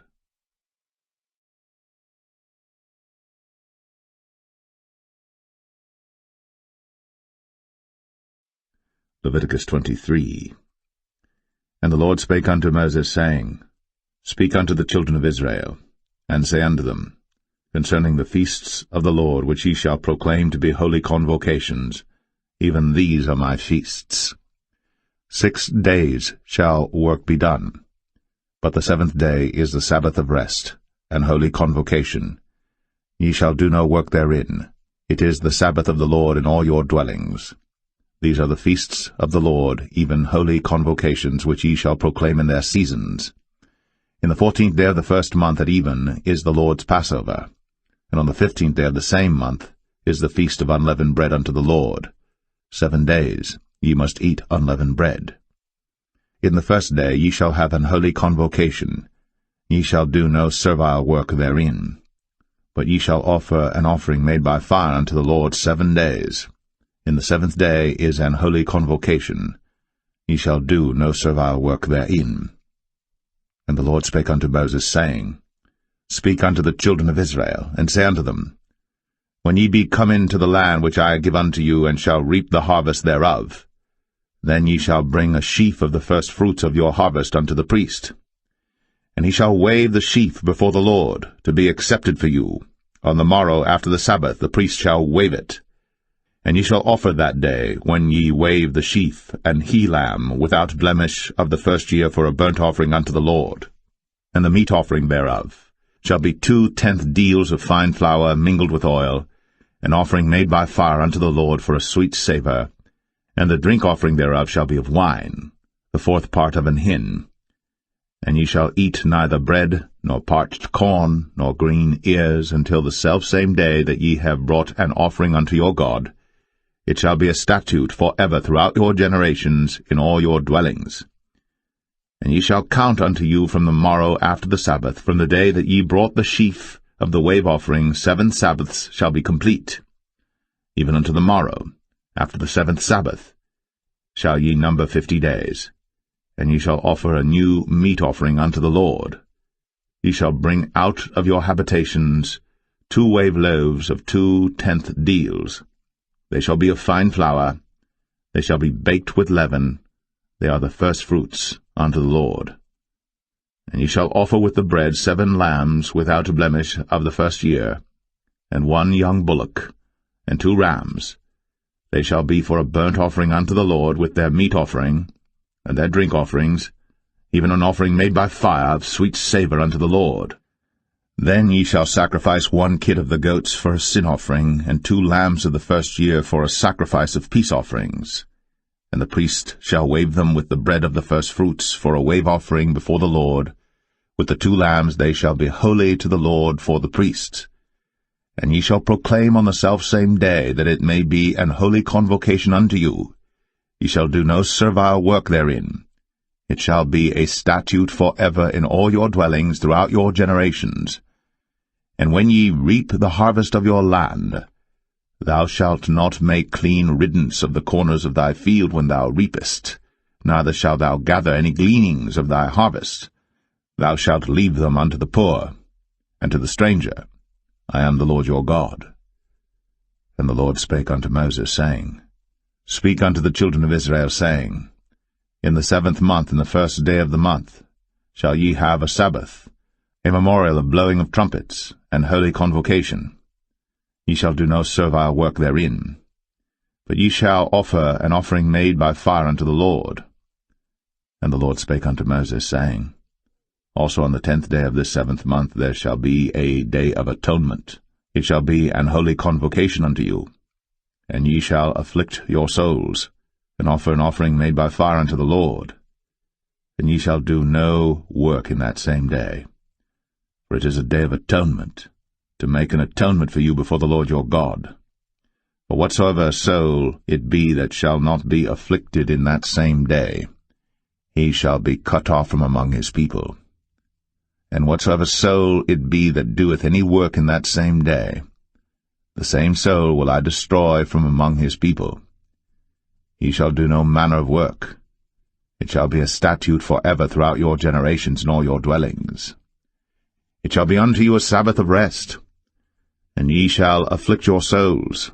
In the 9th day of the month at even, from even unto even shall ye celebrate your Sabbath. And the Lord spake unto Moses, saying, Speak unto the children of Israel, saying, The 15th day of this 7th month shall be the feast of tabernacles for 7 days unto the Lord. On the first day shall be an holy convocation. Ye shall do no servile work therein. 7 days ye shall offer an offering made by fire unto the Lord.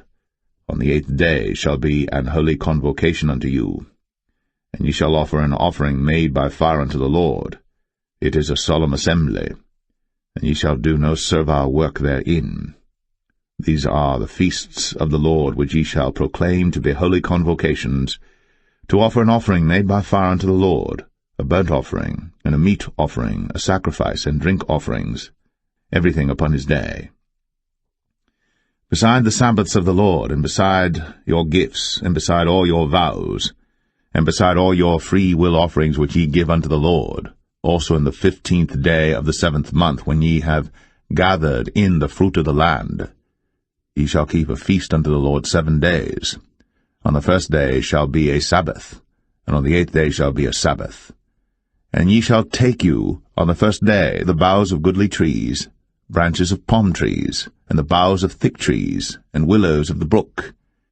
And ye shall rejoice before the Lord your God 7 days. And ye shall keep it a feast unto the Lord 7 days in the year. It shall be a statute for ever in your generations. Ye shall celebrate it in the 7th month. Ye shall dwell in booths 7 days. All that are Israelites born shall dwell in booths. That your generations may know that I made the children of Israel to dwell in booths, when I brought them out of the land of Egypt. I am the Lord your God. And Moses declared unto the children of Israel the feasts of the Lord.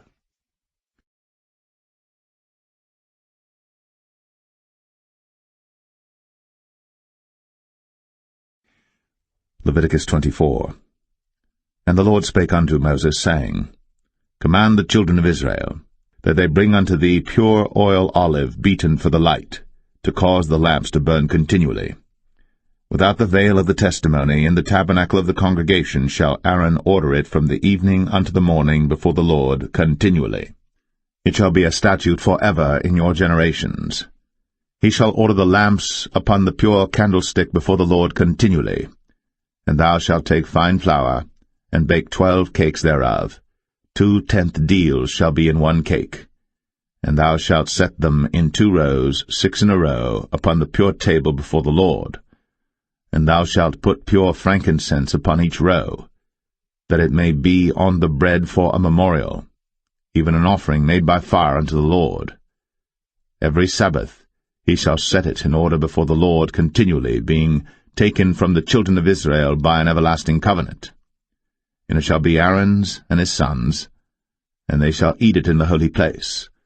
For it is most holy unto him of the offerings of the Lord made by fire, by a perpetual statute. And the son of an Israelitish woman, whose father was an Egyptian, went out among the children of Israel. And this son of the Israelitish woman and a man of Israel strove together in the camp. And the Israelitish woman's son blasphemed the name of the Lord, and cursed. And they brought him unto Moses. And his mother's name was Shilemeth, the daughter of Dibri of the tribe of Dan. And they put him in ward, that the mind of the Lord might be shown them. And the Lord spake unto Moses, saying, Bring forth him that hath cursed without the camp, and let all that heard him lay their hands upon his head, and let all the congregation stone him. And thou shalt speak unto the children of Israel, saying, Whosoever curseth his God shall bear his sin. And he that blasphemeth the name of the Lord, he shall surely be put to death, and all the congregation shall certainly stone him, as well the stranger, as he that is born in the land, when he blasphemeth the name of the Lord, shall be put to death. And he that killeth any man shall surely be put to death. And he that killeth a beast shall make it good, beast for beast. And if a man cause a blemish in his neighbor, as he hath done, so shall it be done to him. Breach for breach, eye for eye, tooth for tooth. As he hath caused a blemish in a man, so shall it be done to him again. And he that killeth a beast, he shall restore it. And he that killeth a man, he shall be put to death. Ye shall have one manner of law, as well for the stranger as for one of your own country. For I am the Lord your God. And Moses spake to the children of Israel, that they should bring forth him that had cursed out of the camp, and stone him with stones. And the children of Israel did, as the Lord commanded Moses.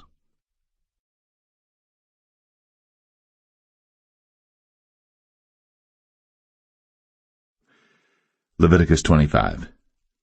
And the Lord spake unto Moses in Mount Sinai, saying, Speak unto the children of Israel, and say unto them, When ye come into the land which I give you, then shall the land keep a Sabbath unto the Lord.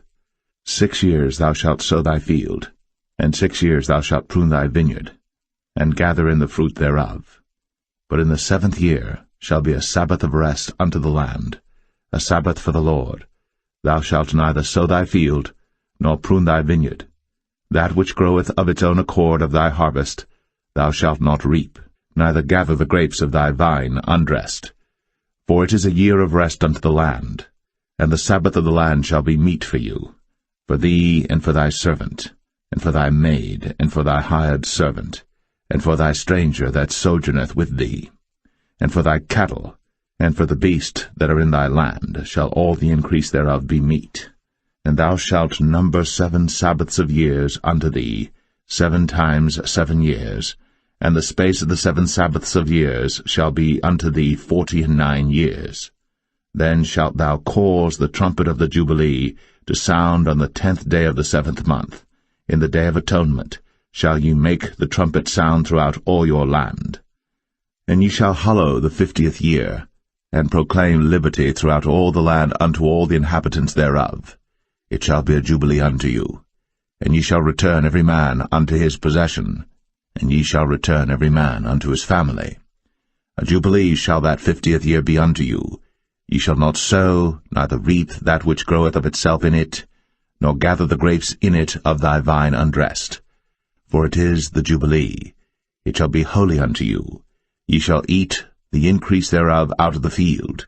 In the year of this jubilee ye shall return every man unto his possession. And if thou sell aught unto thy neighbor, or buyest aught of thy neighbor's hand, ye shall not oppress one another. According to the number of years after the jubilee thou shalt buy of thy neighbor, and according unto the number of years of the fruits he shall sell unto thee.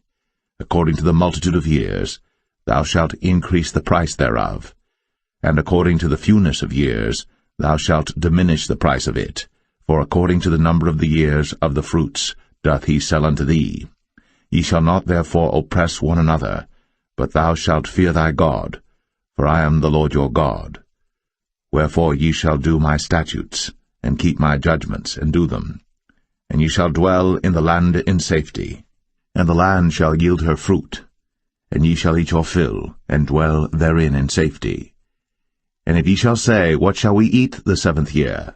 Behold, we shall not sow, nor gather in our increase. Then I will command my blessing upon you in the 6th year, and it shall bring forth fruit for 3 years. And ye shall sow the 8th year, and eat yet of old fruit until the 9th year. Until her fruits come in, ye shall eat of the old store. The land shall not be sold forever, for the land is mine, for ye are strangers and sojourners with me. And in all the land of your possession ye shall grant a redemption for the land. If thy brother be waxen poor, and hath sold away some of his possession, and if any of his kin come to redeem it, then shall he redeem that which his brother sold. And if the man have none to redeem it, and himself be able to redeem it, then let him count the years of the sale thereof, and restore the overplus unto the man to whom he sold it, that he may return unto his possession. But if he be not able to restore it to him, then that which is sold shall remain in the hand of him that hath bought it until the year of Jubilee, and in the Jubilee it shall go out, and he shall return unto his possession. And if a man sell a dwelling house in a walled city, then he may redeem it within a whole year after it is sold. Within a full year may he redeem it. And if it be not redeemed within the space of a full year, then the house that is in the walled city shall be established for ever to him that bought it throughout his generations. It shall not go out in the Jubilee. But the houses of the villages which have no wall round about them shall be counted as the fields of the country. They may be redeemed, and they shall go out in the Jubilee. Notwithstanding the cities of the Levites, and the houses of the cities of their possession, may the Levites redeem at any time. And if a man purchase of the Levites, then the house that was sold, and the city of his possession, shall go out in the year of Jubilee, for the houses of the cities of the Levites are their possession among the children of Israel. But the field of the suburbs of their cities may not be sold, for it is their perpetual possession. And if thy brother be waxen poor, and fallen in decay with thee, then thou shalt relieve him, yea, though he be a stranger, or a sojourner, that he may live with thee. Take thou no usury of him, or increase, but fear thy God, that thy brother may live with thee. Thou shalt not give him thy money upon usury, nor lend him thy victuals for increase. I am the Lord your God, which brought you forth out of the land of Egypt, to give you the land of Canaan, and to be your God. And if thy brother that dwelleth by thee be waxen poor, and be sold unto thee, thou shalt not compel him to serve as a bondservant, but as an hired servant, and as a sojourner. He shall be with thee, and shall serve thee unto the year of Jubilee. And then shall he depart from thee, both he and his children with him, and shall return unto his own family, and unto the possession of his fathers shall he return. For they are my servants, which I brought forth out of the land of Egypt. They shall not be sold as bondmen. Thou shalt not rule over him with rigor, but shalt fear thy God. Both thy bondmen and thy bondmaids, which thou shalt have, shall be of the heathen that are round about you. Of them shall ye buy bondmen and bondmaids. Moreover, of the children of the strangers that do sojourn among you, of them shall ye buy, and of their families that are with you, which they begat in your land, and they shall be your possession. And ye shall take them as an inheritance for your children after you, to inherit them for a possession. They shall be your bondmen for ever. But over your brethren, the children of Israel, ye shall not rule one over another with rigor. And if a sojourner or stranger wax rich by thee, and thy brother that dwelleth by him wax poor, and sell himself unto the stranger or sojourner by thee, or to the stock of the stranger's family, after that he is sold, he may be redeemed again. One of his brethren may redeem him. Either his uncle or his uncle's son may redeem him, or any that is nigh of kin unto him of his family may redeem him, or if he be able, he may redeem himself. And he shall reckon with him that bought him from the year that he was sold to him unto the year of Jubilee. And the price of his sale shall be according unto the number of years. According to the time of an hired servant shall it be with him. If there be yet many years behind, according unto them, he shall give again the price of his redemption out of the money that he was bought for. And if there remain but few years unto the year of Jubilee, then he shall count with him, and according unto his years shall he give him again the price of his redemption. And as a yearly hired servant shall he be with him, and the other shall not rule with rigor over him in thy sight. And if he be not redeemed in these years, then he shall go out in the year of Jubilee, both he and his children with him. For unto me the children of Israel are servants. They are my servants whom I brought forth out of the land of Egypt. I am the Lord your God.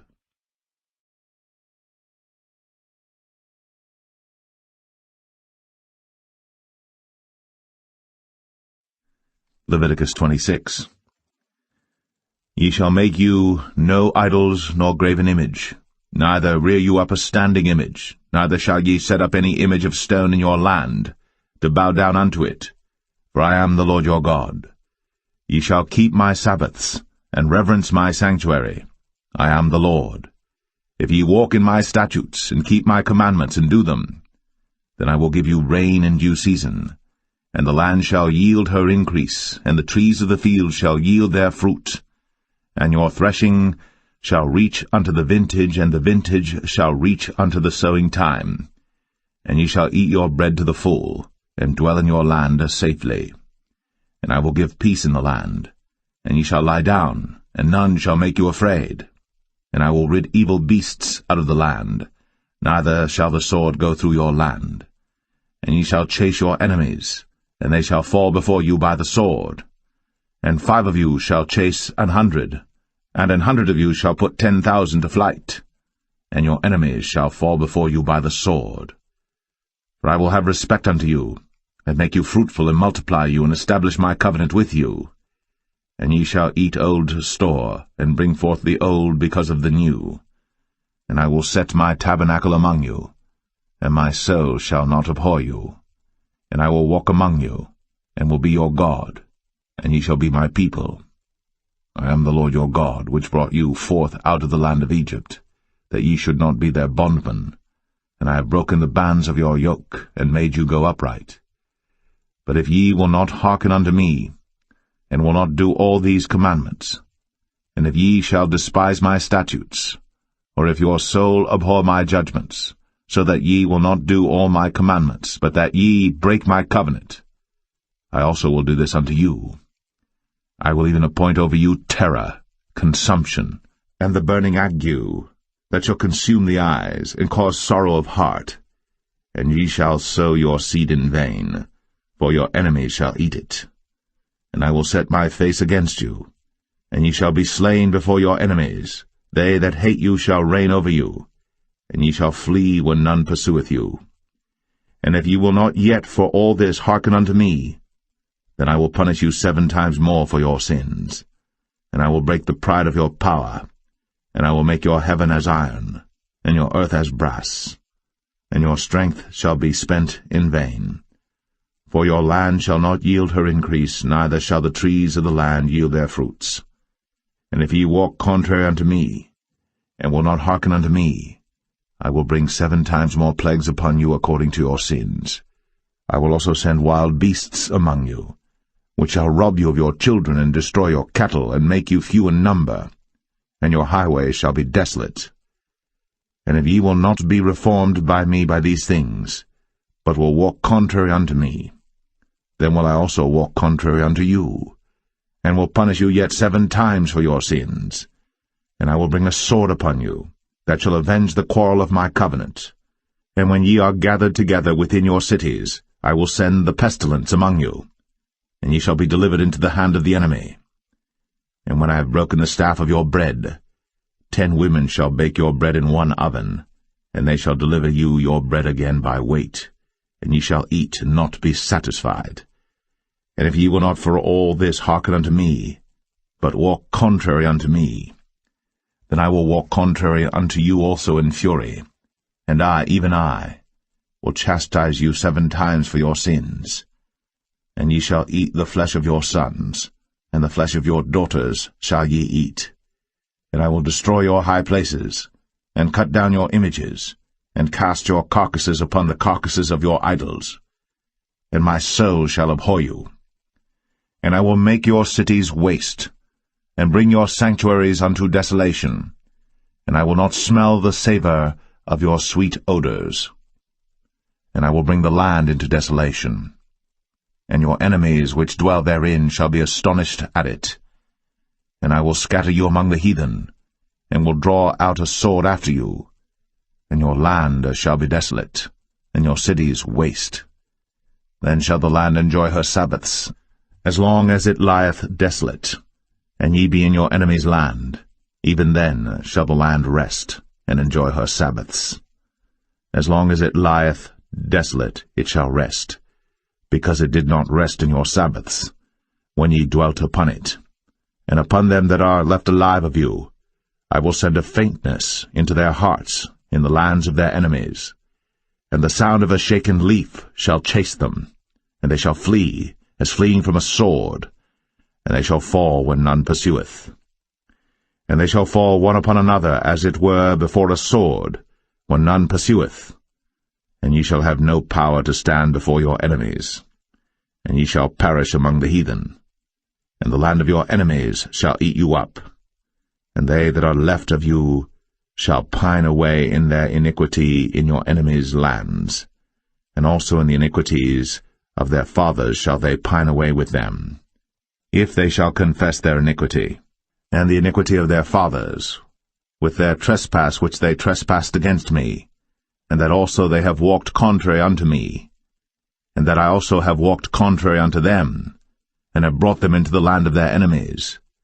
If then their uncircumcised hearts be humbled, and they then accept of the punishment of their iniquity, then will I remember my covenant with Jacob, and also my covenant with Isaac, and also my covenant with Abraham will I remember, and I will remember the land.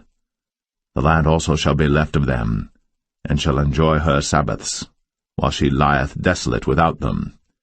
And they shall accept of the punishment of their iniquity, even because they despised my judgments, and because their soul abhorred my statutes. And yet for all that, when they be in the land of their enemies, I will not cast them away, neither will I abhor them to destroy them utterly, and to break my covenant with them, for I am the Lord their God. But I will for their sakes remember the covenant of their ancestors, whom I brought forth out of the land of Egypt, in the sight of the heathen, that I might be their God. I am the Lord. These are the statutes and judgments and laws which the Lord made between him and the children of Israel in Mount Sinai by the hand of Moses.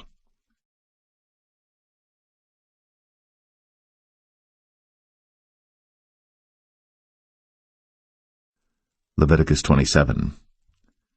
And the Lord spake unto Moses, saying, Speak unto the children of Israel, and say unto them, When a man shall make a singular vow, the person shall be for the Lord by thy estimation. And thy estimation shall be of the male from 20 years old even unto 60 years old.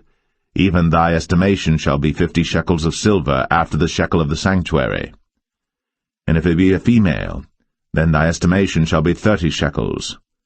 And if it be from 5 years old even unto 20 years old, then thy estimation shall be of the male 20 shekels, and for the female 10 shekels.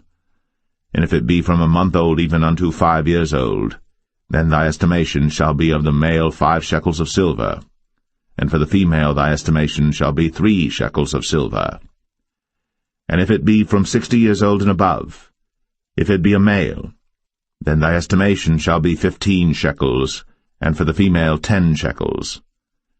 But if he be poorer than thy estimation, then he shall present himself before the priest, and the priest shall value him, according to his ability that vowed shall the priest value him. And if it be a beast, whereof men bring an offering unto the Lord, all that any man giveth of such unto the Lord shall be holy. He shall not alter it, nor change it, a good for a bad, or a bad for a good. And if he shall at all change beast for beast, then it and the exchange thereof shall be holy. And if it be any unclean beast, of which they do not offer a sacrifice unto the Lord, then he shall present the beast before the priest. And the priest shall value it, whether it be good or bad, as thou valuest it, who art the priest, so shall it be. But if he will at all redeem it, then he shall add a 5th part thereof unto thy estimation. And when a man shall sanctify his house to be holy unto the Lord, then the priest shall estimate it, whether it be good or bad, as the priest shall estimate it, so shall it stand. And if he that sanctified it will redeem his house, then he shall add the 5th part of the money of thy estimation unto it, and it shall be his. And if a man shall sanctify unto the Lord some part of a field of his possession, then thy estimation shall be according to the seed thereof, an homer of barley seed shall be valued at 50 shekels of silver. If he sanctify his field from the year of Jubilee according to thy estimation, it shall stand. But if he sanctify his field after the Jubilee, then the priest shall reckon unto him the money according to the years that remain, even unto the year of the Jubilee, and it shall be abated from thy estimation. And if he that sanctified the field will in any wise redeem it, then he shall add the 5th part of the money of thy estimation unto it, and it shall be assured to him. And if he will not redeem the field, or if he have sold the field to another man, it shall not be redeemed any more. But the field, when it goeth out in the Jubilee, shall be holy unto the Lord, as a field devoted. The possession thereof shall be the priest's. And if a man sanctify unto the Lord a field which he hath bought, which is not of the fields of his possession, then the priest shall reckon unto him the worth of thy estimation, even unto the year of the Jubilee. And he shall give thine estimation in that day as a holy thing unto the Lord. In the year of the Jubilee the field shall return unto him of whom it was bought, even to him to whom the possession of the land did belong. And all thy estimation shall be according to the shekel of the sanctuary. 20 gerahs shall be the shekel. Only the firstling of the beasts, which should be the Lord's firstling, no man shall sanctify it, whether it be ox or sheep, it is the Lord's. And if it be of an unclean beast, then he shall redeem it according to thine estimation, and shall add a 5th part of it thereto. Or if it be not redeemed, then it shall be sold according to thy estimation. Notwithstanding no devoted thing, that a man shall devote unto the Lord of all that he hath, both of man and beast, and of the field of his possession, shall be sold or redeemed. Every devoted thing is most holy unto the Lord. None devoted, which shall be devoted of men, shall be redeemed, but shall surely be put to death. And all the tithe of the land, whether of the seed of the land or of the fruit of the tree, is the Lord's. It is holy unto the Lord. And if a man will at all redeem aught of his tithes, he shall add thereto the 5th part thereof. And concerning the tithe of the herd or of the flock, even of whatsoever passeth under the rod, the 10th shall be holy unto the Lord. He shall not search whether it be good or bad, neither shall he change it. And if he change it at all, then both it and the change thereof shall be holy. It shall not be redeemed. These are the commandments which the Lord commanded Moses for the children of Israel in Mount Sinai.